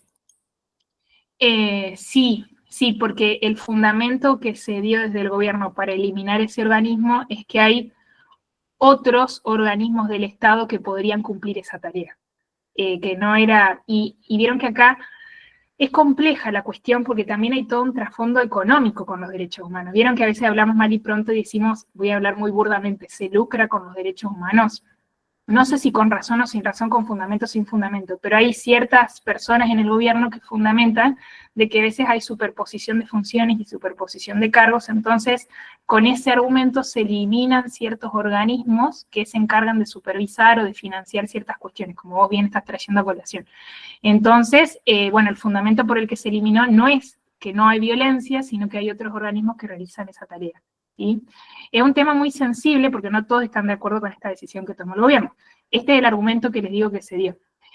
Con la Convención Belén do Pará sucede que también hay toda una concepción filosófica respecto de los derechos sexuales y reproductivos, y hay toda una cuestión del derecho al aborto, que ahí hay como una puja a nivel Congreso de que, no, entre otros temas sensibles que tiene la Convención de Belén do Pará, no solamente habla de la violencia, sino también habla de la cuestión del derecho al aborto, ¿no? Y hay una polémica a nivel internacional de si existe el derecho al aborto o no existe el derecho al aborto. Hace poco la Corte Interamericana, en un caso muy popular, capaz que lo vieron en las redes sociales, el caso Beatriz contra El Salvador, se presentó una mujer que se le pidió que abortara, ella no quiso abortar, después sí quiso abortar, pero el Estado de El Salvador no está despenalizado el aborto, o sea, es un delito, entonces dio a luz y bueno, y existieron ciertas organizaciones no gubernamentales que defendieron a Beatriz. En realidad no se llama Beatriz, un nombre ficticio para no ir contra la privacidad de esta persona. Se argumentó frente a la Comisión primero, después la Corte Interamericana de Derechos Humanos, que a esta persona se le violó su derecho sexual y reproductivo al aborto, ¿no? Pero el Estado de El Salvador no tiene permitido el aborto, lo considera un delito como era en Argentina antes de la ley del aborto. Entonces, por ejemplo, este caso se llevó primero a la comisión, y la comisión lo quiso tratar por la relevancia social. Y la Corte dijo que, si bien El Salvador le ordenó al Estado salvadoreño que genere protocolos para abortos no punibles, sin embargo, dijo que los protocolos son excepcionales y que no existe un derecho al aborto, que el protocolo es para una situación en caso, por ejemplo, de peligro de la vida y de la salud de la madre, como teníamos nosotros antes en el Código Penal. Pero fue fuerte la definición porque dijo que no existe un derecho al aborto, sino un derecho a la vida. Pero hay gente que todavía insiste en que debería existir un derecho al aborto, y ustedes bien saben, bueno, este postítulo está dictado por el Instituto San Benito y está auspiciado por la Junta de Educación Católica de la Arquidiócesis de Paraná. Como iglesia hay una mirada sobre esta cuestión de que hay un derecho a la vida y no hay un derecho al aborto, salvo en situaciones excepcionales que corre riesgo la vida, la salud de la madre, ¿no es cierto? Pero fíjense que frente a este tema puntual, la Convención do Pará toma cierta postura, volviendo a la cuestión de un tratado internacional. Argentina firma la Convención Belén do Pará, o sea, nosotros somos parte de ese tratado, pero no tiene jerarquía constitucional, porque en el Congreso se puso un freno por esta cuestión de, está bien, existen derechos sexuales y reproductivos, pero ¿cuál es el alcance de esos derechos? ¿Cuál es la extensión? Eso que le decía al principio de la clase. El derecho sexual y reproductivo de una mujer, ¿también involucra el derecho al aborto o no lo involucra? ¿Está dentro o no está dentro de este otro derecho, ¿no? Entonces hay gente que dice, el derecho sexual de una persona no incluye el derecho al aborto, y otros que van a decir, sí, sí lo incluye. Entonces, frente a este dilema, el Congreso todavía no se ha puesto de acuerdo, y puede ser que en el futuro tenga rango constitucional. De hecho, ahora con la ley del aborto se allanó un poco el camino, pero para que esto sea aprobado en algún momento. Sin embargo, por el momento, es un tratado internacional que no tiene jerarquía constitucional. Quiero aclarar que la Convención de Belén do Pará no solamente trata el tema del aborto, solo le saqué el tema como más polémico que incluye, pero también abarca toda la cuestión de las situaciones de violencia de género y otras cuestiones sensibles, para poner como ejemplo. Entonces, bueno, sepan que la ley DESI tenemos como estos 3 marcos normativos que vamos a tener que manejar, y cuando ustedes rindan el examen final del área jurídica, van a tener que poder dar cuenta y conocer qué tiene que ver la Constitución Nacional con la ley de ESI, los tratados internacionales en el tema de la ESI, y qué otras leyes tienen que ver con la ESI. Aquí, en estas últimas diapositivas, les muestro, que ya son 5 que las voy a pasar no tan rápido, y con esto vamos a terminar y vamos a compartir cómo resolver el caso inicial.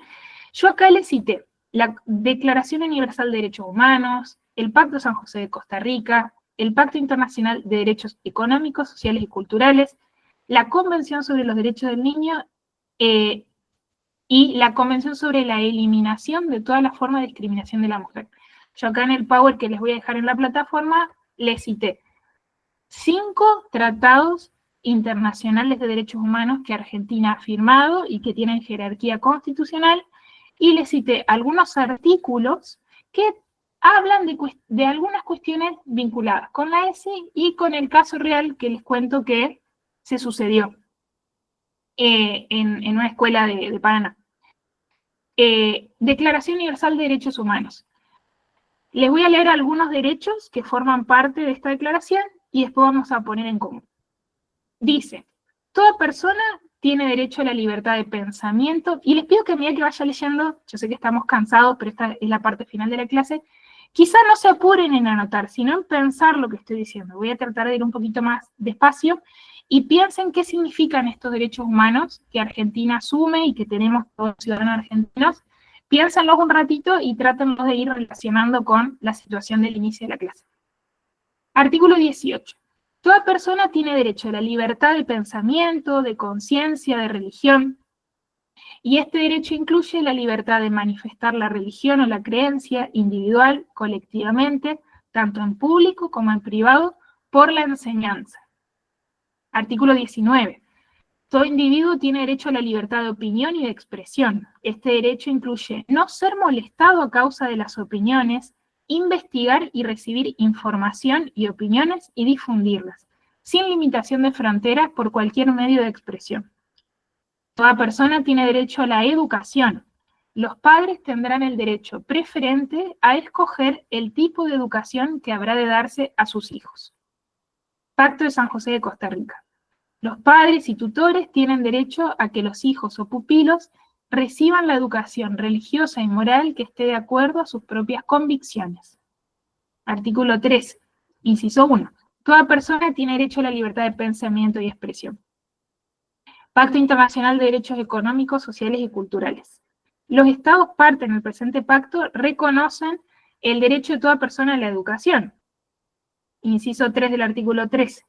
Los Estados se comprometen a respetar la libertad de los padres y de los tutores, y en el caso de los tutores legales, de escoger para los hijos o pupilos escuelas distintas de las creadas por las autoridades públicas, siempre que satisfagan normas mínimas que el Estado prescriba o apruebe en materia de enseñanza, y hacer que sus hijos o pupilos reciban educación religiosa o moral que esté de acuerdo a sus propias convicciones.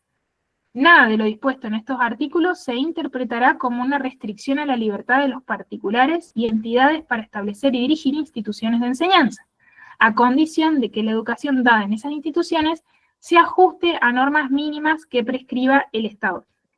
Acá quiero hacer un paréntesis. Este es el fundamento por el cual el Estado financia algunas escuelas privadas. Vieron que nosotros tenemos escuelas de gestión pública de dirección privada, y escuelas privadas, escuelas públicas de gestión privada y escuelas netamente privadas.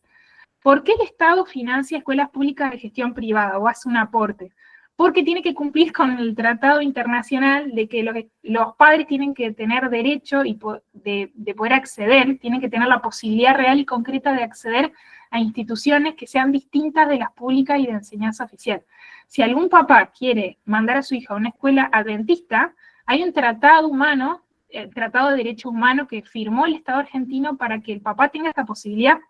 Este es el fundamento por el cual el Estado tiene que financiar propuestas que tengan alternativas de enseñanza, que tengan distintas propuestas de culto y vamos a decir, idiosincrasia y cuestiones morales que vayan de acuerdo a la convicción de todos los habitantes, siempre dentro de un marco de derechos humanos, ¿no es cierto? Vieron que hay algunas sectas o religiones que son fundamentalistas, bueno, que por ahí plantean ciertas ideas que violan derechos humanos fundamentales. Bueno, el Estado no tiene obligación de subvencionar esas propuestas educativas.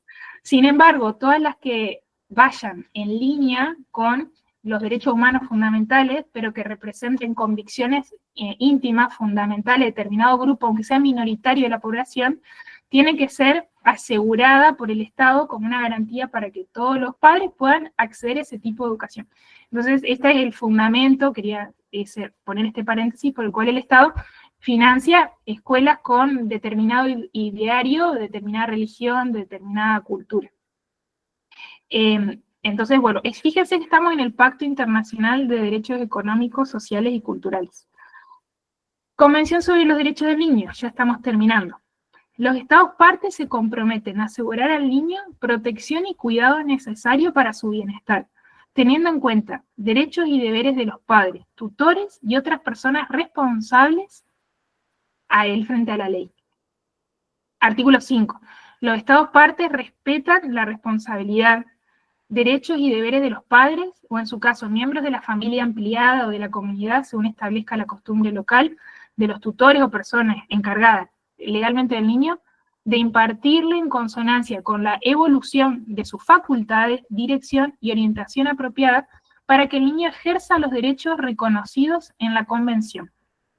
Artículo 14. Los Estados partes respetarán el derecho del niño a la libertad de pensamiento, de conciencia, de religión. Los Estados partes se comprometen a respetar derechos y deberes de los padres y, en su caso, de representantes legales, para guiar al niño en el ejercicio de su derecho conforme a la evolución de sus facultades. Los Estados partes reconocen el derecho del niño al disfrute del más alto nivel posible de salud y a servicios para el tratamiento de enfermedades y rehabilitación de salud. Los Estados partes asegurarán la plena aplicación de este derecho y adoptarán las medidas apropiadas para, inciso F, bueno, entre otras medidas, desarrollar la atención sanitaria preventiva, orientación a los padres y educación y servicios en materia de planificación familiar. Los Estados partes, seguimos en la Convención de los Derechos del Niño, convienen que la educación de los niños estará encaminada a inculcar al niño el respeto de sus padres, su identidad cultural, idioma, valores nacionales del país en el que vive, del país que sea originario y de las civilizaciones distintas a la suya. Nada dispuesto en el presente artículo se interpretará como una restricción a la libertad de los particulares y a las entidades para establecer y dirigir instituciones de enseñanza. Al ratificar esta convención, debe formularse la siguiente reserva. Con relación al artículo 24, dice el Estado argentino, la República considerará todas las cuestiones vinculadas a la planificación familiar va a atañer a los padres de manera indelegable de acuerdo a sus principios éticos y morales. Y finalmente, les traje a colación 2 artículos de la Convención sobre la eliminación de todas formas de discriminación sobre la mujer. Los Estados partes tomarán medidas apropiadas para modificar los patrones socioculturales de costumbres de hombres y mujeres con miras a alcanzar la eliminación de prejuicios y prácticas consuetudinarias y de cualquier otra índole que estén basados en la idea de inferioridad o superioridad de cualquiera de los sexos o funciones estereotipadas de hombres y mujeres. Garantizar la educación familiar que incluya una comprensión adecuada de la maternidad, el reconocimiento de la responsabilidad común de hombres y mujeres en cuanto a la educación y desarrollo de los hijos.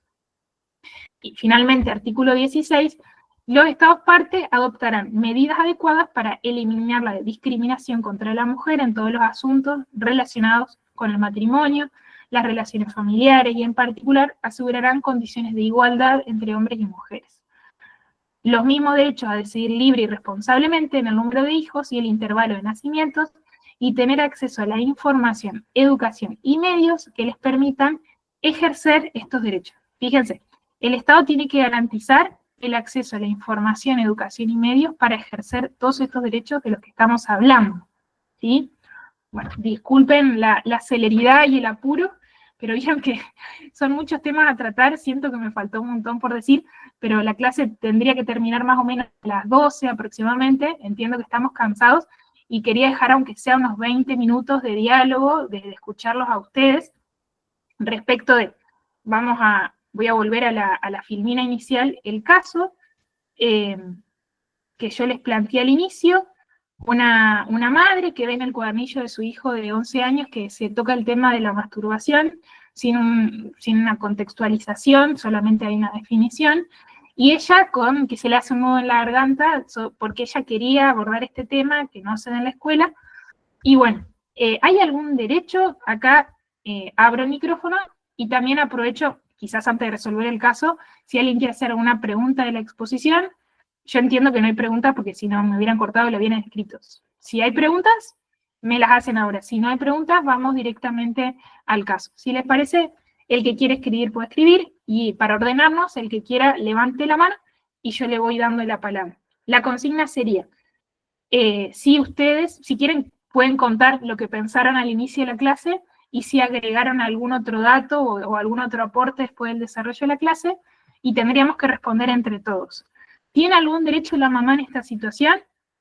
¿Qué derecho sería? Si ahora que yo leí rapidito algunos derechos de los tratados, si identificaron algo que se parecía al derecho que creen que tiene la mamá, y de qué manera ella invocaría este derecho. ¿Cuál sería el modo más idóneo para defender este derecho si es que lo tiene? Así que ahora me gustaría escucharlos a ustedes. El que quiera puede levantar la mano. Me gustaría, aunque sea, escuchar 4 opiniones distintas, 4 voces.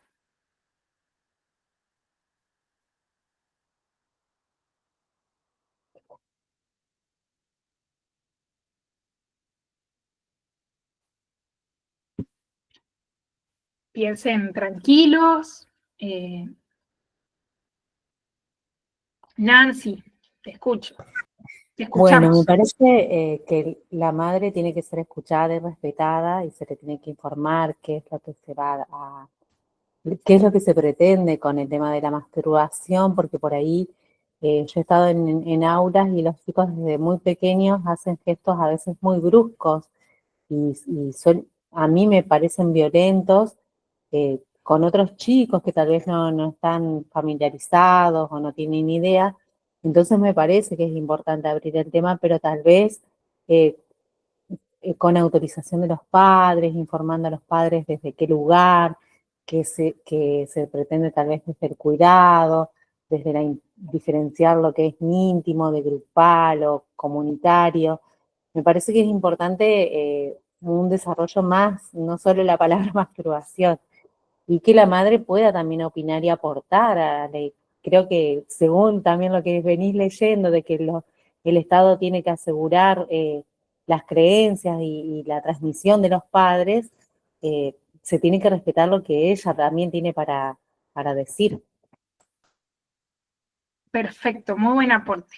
Ahí ya voy a decir algo. Quiero leer lo que escribió María, y ahí comento un poquito esto que dijiste, Nancy, que me resultó muy interesante. ¿Qué sucede con el niño que los padres no le permiten que reciba contenidos de ESI? ¿Qué sucede con su derecho a recibir educación? ¿Por qué ambos tienen derecho, tanto la madre como el niño? Diana dice, bueno, voy a leer todo y después vamos comentando. Diana dice, tiene derecho a expresar su inquietud ante las autoridades de la institución para consultar la forma en que se va a abordar el tema. Emilia dice, sí, tiene derecho a elegir el tipo de educación que desea para su hijo, también a estar informado sobre los contenidos a enseñar. Y si se encuentra dentro de los contenidos de ESI, la ley 26.150. Bueno, todos los aportes tienen mucho de cierto e iluminan la misma situación de distintos aspectos. En primer lugar, tenemos que decir que sí, que esa mamá tiene derecho a pronunciarse sobre la situación. Yo creo que todos tenemos esa primera noción, aunque no hayamos escuchado esta clase, de que la mamá tiene un derecho a pronunciarse sobre la educación, y lo clarificamos cuando vimos en los distintos tratados de jerarquía constitucional, que expresamente, dice explícitamente, los padres tienen un derecho preferente de elegir el tipo de educación que van a recibir sus hijos. Entonces, ¿hay un derecho a que la mamá se pronuncie sobre el tipo de educación? Sí, hay un derecho. O sea, es indudable que hay un derecho. Por ahí la discusión, o lo que resulta difícil de dilucidar, es cómo invocar este derecho, ¿no? Cómo presentarlo. Porque como yo le decía, uno no va a ir a un abogado directamente y va a denunciar a la maestra porque le da un contenido inapropiado. Quizá a alguno se le ocurrió esa idea, pero no sería la vía más idónea, porque en realidad hay formas más rápidas y más eficaces para poder abordar esta situación. A veces uno piensa que el abogado enseguida te va a resolver un problema, pero a veces sin un abogado se resuelven mejor las situaciones que con un abogado. A veces complica más acudir a la justicia que no acudir. Como les digo, igual, a veces es la única alternativa que uno tiene, pero este caso tranquilamente podría encontrar una vía de solución sin ir a un abogado. Y apoyándonos en este derecho que, a ver, por derecho natural y por conciencia espontánea, nos sale que el papá puede pronunciarse. Y acá ustedes ya fueron dando distintas soluciones, entre Nancy, María, Dayana y Emilia. La educación, el derecho, si lo tenemos que delimitar, sería, lo había escrito alguien por aquí, Emilia puso, la mamá tiene derecho a elegir el tipo de educación que sea para su hijo. Ese sería, si tenemos que definir el derecho, ese sería el derecho. ¿Y cómo lo podría hacer valer? Bueno, acá hay distintas maneras de hacerlo valer. Alguien puso acercarse, me parece, a la escuela. Dayana puso, tiene derecho a expresar la inquietud ante las autoridades de la institución para consultar la forma en que se va a abordar ese tema.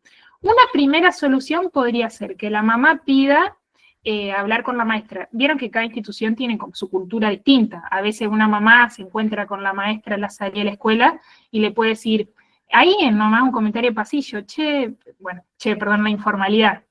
Muchos de ustedes no se van a dirigir así a un docente, pero vieron que hay otros papás que sí. Disculpe, maestra, yo leí en el cuadernillo que se va a dar esta temática y tengo la inquietud de saber cómo se va a abordar, ¿no? Entonces esa podría ser una primera solución, una primera salida. El acercamiento espontáneo de la mamá y el papá, que tiene todo el derecho del mundo de saber cómo se va a abordar esa temática. Acá en este caso no se los puse, pero se están omitiendo cuestiones del contexto bastante importantes. A mí me resulta llamativo, si leo a secas el caso, que, como escribió alguien por ahí, que no se le haya dicho a los papás qué temas iban a dar. Y después, por otro lado, Nancy, que comenzó tomando la palabra valientemente y expresó de modo oral, esto de que este tema ya se puede hablar o los chicos pueden haber escuchado antes de llegar a un sexto grado.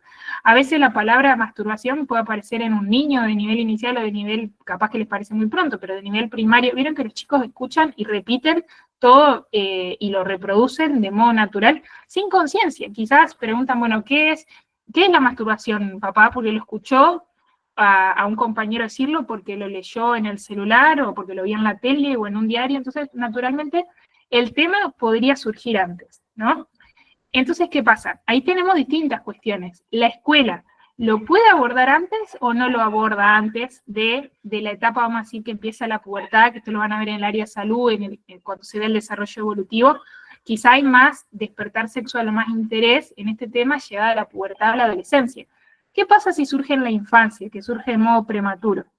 Aunque en el contexto en el que estamos hoy en día, como vivimos tan hipersexualizados y tan estimulados, y los chicos tienen tanto bombardeo de información, la info llega antes de su desarrollo natural.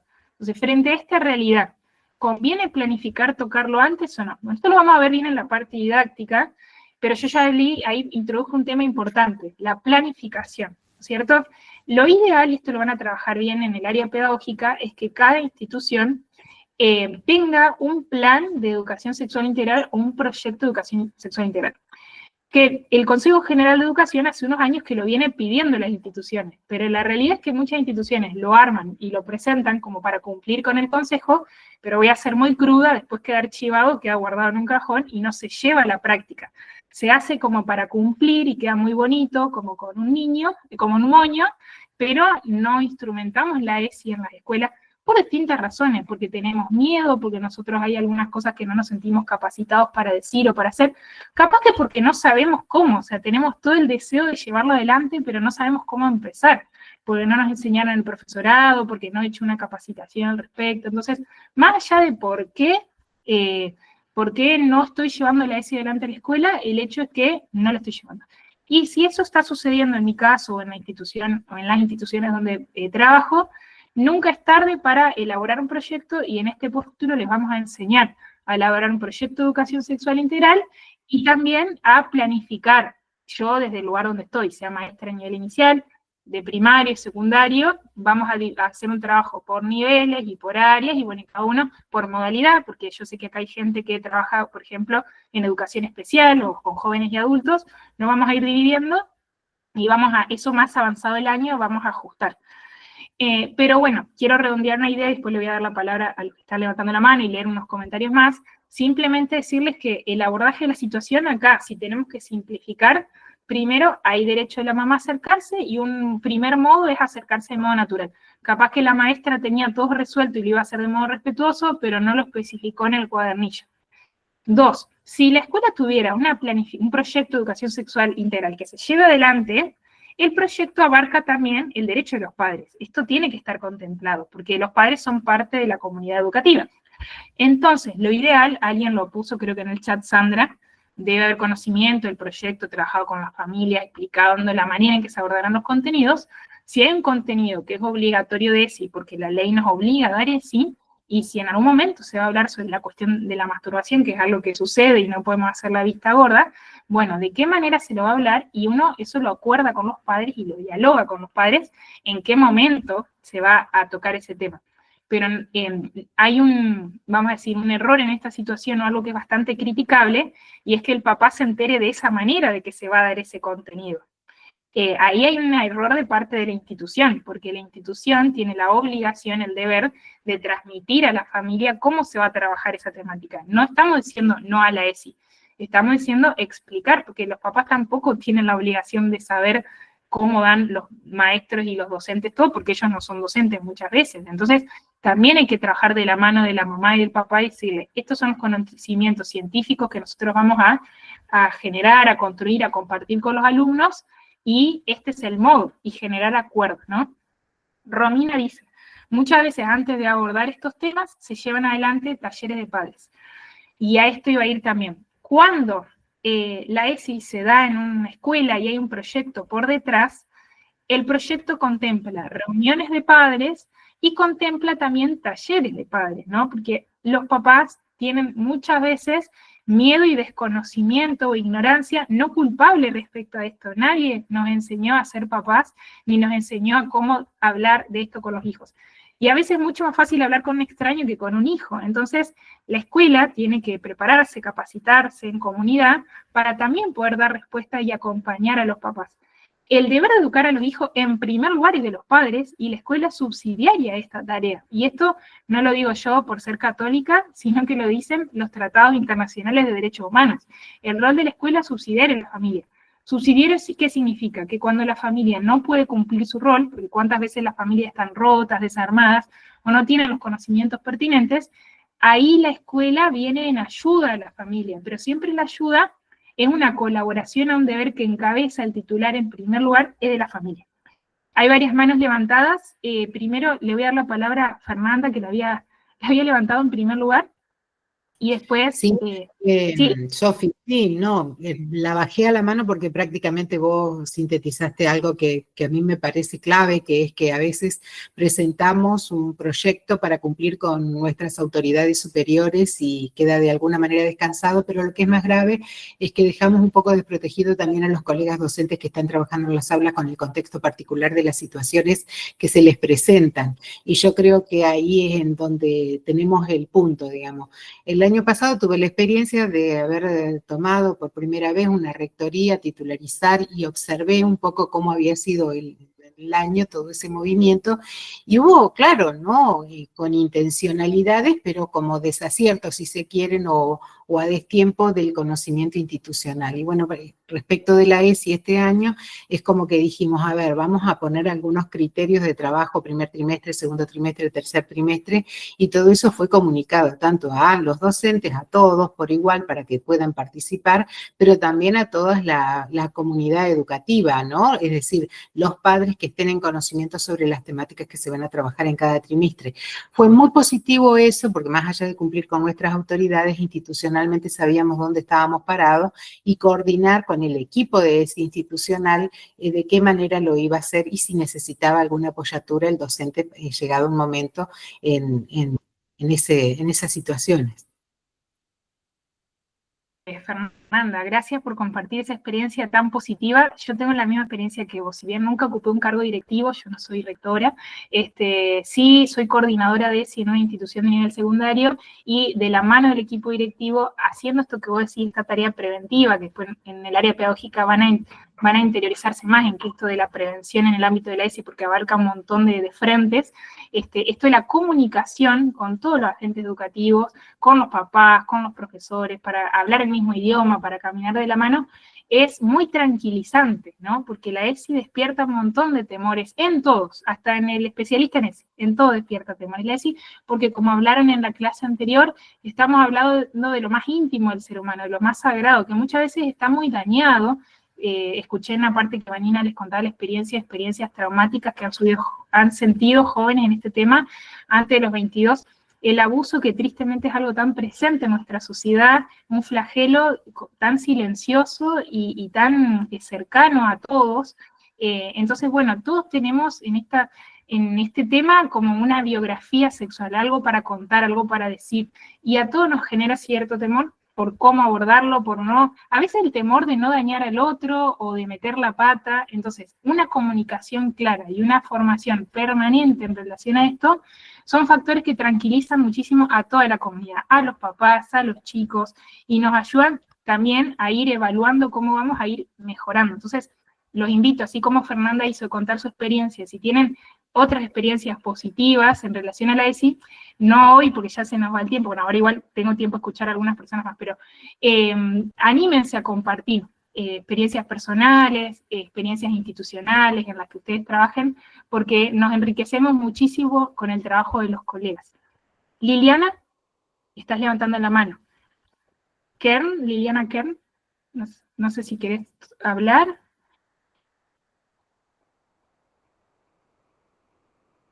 No se te escucha, estás muteada, si estás hablando no te escuchamos.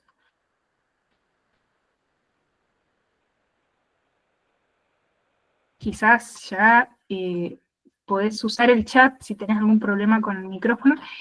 Si alguien más quiere decir algo, quizás abro el micrófono para que puedan decir. A ver, voy a leer mientras Liliana soluciona su tema de micrófono.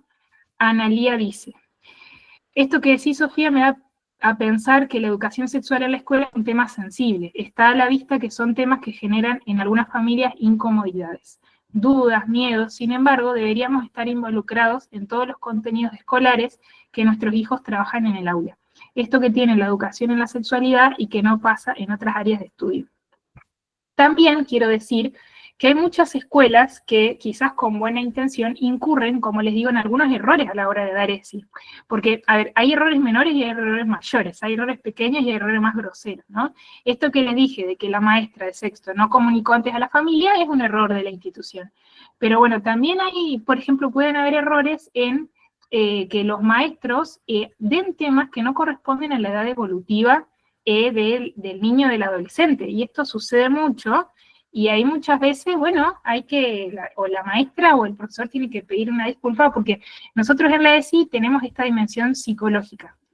Vanina les leyó que el artículo 1 de la ley 2650 dice que la ESI articula aspectos biológicos, sociales, afectivos, psicológicos también.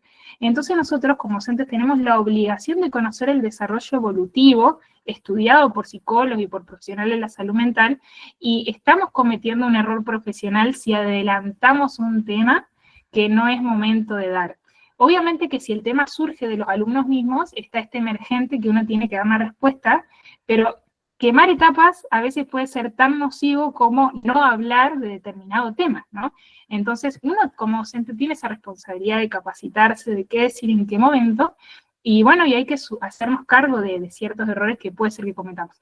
Entonces, hay muchas veces que hay escuelas o jardines de infantes, nivel inicial, nivel primario, que tocan ciertas cuestiones que, bueno, es adelantarse, y ahí hay que rever. Siempre uno puede pedir perdón, pero hay que tratar de anticiparse y no cometer esos errores.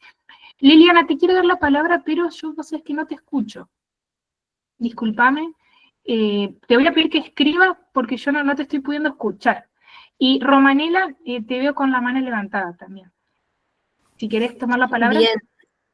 Sí, vos sabés que me siento muy identificada con las palabras de Analía y nos sucedió este año que, bueno, un poco desempolvamos el proyecto de ESI porque la situación lo amerita, porque no solo desde más arriba se nos pide, sino que vemos que los chicos tienen preguntas y hay que responderlas.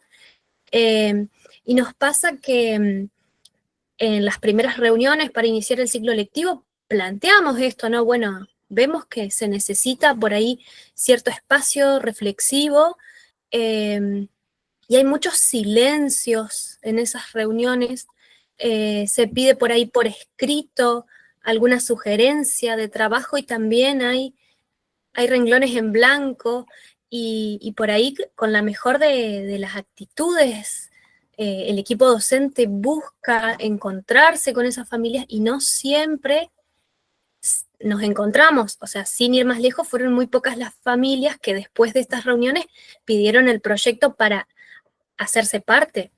Entonces, por ahí, aunque el equipo nos acompaña mucho, sí nos sentimos un poquito solos de ese otro lado. Exactamente, Romanela. Y me ha pasado también, y sé que a muchos les puede haber pasado esto de sentirme solo con el tema. Si ustedes están hoy conectados un sábado toda la mañana es porque les interesa este tema y están comprometidos con la ESI. Pero fíjense, somos nosotros y capaz que somos pocos de cada institución que nos comprometemos y quizá nuestra institución no son la mayoría los que estarían dispuestos a hacer la formación por distintas razones, pero muchas veces esas razones tienen que ver con no animarme a, o no interesarme, o no querer involucrarme para no tener problemas. Entonces uno tiene que saber, como decía Romanela, que a veces nos va a tocar trabajar un poco en soledad, sin embargo, tenemos que tratar de cambiar esta situación, y eso se hace primero no teniendo prejuicios, como hablaron con Vanina antes, porque a veces el otro no es que no quiere involucrarse, sino que no sabe cómo, o no es consciente de la importancia del tema, ¿no? Y tiene capaz mucho para dar y no es consciente de todo lo que tiene para dar, sea papá, sea preceptor, sea maestra, sea directivo. Entonces nosotros acá nos estamos formando para ser agentes multiplicadores de nuestras instituciones, sea el lugar que ocupemos, sea que seamos directivos, tutores, papás, capaz que ocupamos una doble función, somos mamá y también somos directivos, o somos mamá y también somos docentes, pero bueno, sea el lugar que ocupemos, tratar de encender y convencer. Si nosotros estamos acá es porque estamos convencidos que la ESI es fundamental y puede ayudar, voy a decir algo fuerte, a salvar vidas, a ayudar, a acompañar procesos afectivos, a acompañar el crecimiento de los niños, de los adolescentes. Quizás mi granito de arena va a ser ayudar a alguien a hablar o aportar algo que le va a dar paz a su corazón. Y ese solo aporte quizá hizo que valga la pena todo este año de formación, darle tranquilidad a una familia, tranquilidad a un niño, ayudarlo a llevarlo a un centro de salud, enseñarle algún conocimiento que necesite saber, decir basta a una situación. La ESI es esencial, pero no todos son conscientes y no siempre son culpables. Pero bueno, sea como sea nuestra realidad educativa, de a poquito podemos ir llevando todos a una mayor concientización. Alguno puso ahí por el chat, los talleres son muy positivos. Talleres para padres, talleres para docentes, para desmitificar ideas erróneas de la ESI, para sacar los miedos y para animarnos a formarnos un poquito más. Entonces, otra posible solución a esta situación problemática es que la institución hable más, que se hable más, que se planifique en el proyecto, en las jornadas institucionales, tocar el tema, que se socialice el proyecto de ESI, que todos entendamos cómo llevarlo adelante. Pero bueno, todo el año vamos a estar hablando de estas cuestiones. Quiero darle la palabra por última, terminamos con Sandra porque se nos acaba el tiempo y damos por finalizada la clase. Sandra, no sé si podés decir, ¿estás muteada? Ahí está, escucho. ¿Se escucha? Sí, perfecto. Buenos días. He escuchado atentamente todos los aportes, ¿no? Y bueno, compartir un poquito esto de las experiencias que vamos teniendo también en la institución donde estoy. Nos pasó eso de que a veces algunas reuniones o talleres, los primeros, son pocos los que asisten, como en todas reuniones cuando uno, el docente, las planifica. Pero sí nos centramos en eso, sean pocos, pero es importante porque hay un interés detrás de esas familias que se acercan, de esos padres, y ellos pudieron abrir, ¿no? Abrir, explicar, contar, salir de esos miedos que tienen, y nosotros desde la escuela posicionarnos en poder brindar algunas herramientas. No tenemos no todas las que quisiéramos contar, pero las pocas que tenemos se tratan de brindar. Entonces, en ese momento, el hecho de que la familia, el papá, alguien de la familia haya entendido de lo que es este proyecto que se plantea y los contenidos que se van a trabajar, ¿no?, con sus hijos, hizo que yo también desde su lugar pudieran expresar sus miedos como familia y desconocimientos. Entonces eso nos abrió un panorama donde sacamos también un poquito de información, qué otros temas o qué otros contenidos ellos, como del lado de la familia, quisieran que la escuela se los abordara. También se está tratando de involucrar a profesionales, como mencionaba, psicólogos, porque a veces temas que vemos desde los chiquititos, el cuidado del niño como persona, el respeto de su propio cuerpo, o sea, todo esto complejizado desde nivel inicial hasta el 6º grado. Hemos tenido lindas experiencias, pero también otras que a veces los tiempos escolares nos acotan y a veces no podemos llegar a lo que habíamos deseado, ¿no? Pero esto de no decaer y que sea poco, pero lo que más podamos brindar es un avance y es algo de no hacer nada. Eso quisiera compartir por eso en este momento. Exactamente. 100% de acuerdo con vos, Sandra. Muchas gracias. La verdad que sí, hay muchos miedos y bueno, para eso estamos acá, porque la ignorancia hace disipar un poco el miedo. Eso no tiene miedo porque no sabe, pero teniendo un poquito más de conocimiento y sobre todo en comunidad y socializando y juntos se vencen y se derriban esos miedos. Bueno, disculpa, les pido mil disculpas porque ya son 12:02, ya nos pasamos 2 minutos del horario, vamos a dar por finalizada hoy la clase. Quédense tranquilos que todo lo que hablamos acá, si quedaron dudas, las vamos a retomar la clase que viene del área legal y durante todo el año vamos a seguir abordando y profundizando en un montón de temas que quizá ahora se mencionaron, pero merecen un abordaje un poquito más detenido. Les agradezco a todos por sus aportes y bueno, cualquier cosa me pueden escribir de modo privado a Inés o a mí por cuestiones del área legal, por la plataforma y un sistema de mensajería. Tienen mi WhatsApp también. Espero que esto les haya servido de provecho. Si alguno faltó y ustedes están en comunicación, cuéntenle que quedó grabada la clase, así que también para ustedes, cuando quieran estudiar, pueden volver a verla. Gracias a todos por el compromiso, por estar ahí, y bueno, nos vemos el sábado que viene, Dios mediante. Que tengan un lindo fin de semana. Gracias por la escucha, el aporte, el respeto y la atención. Adiós.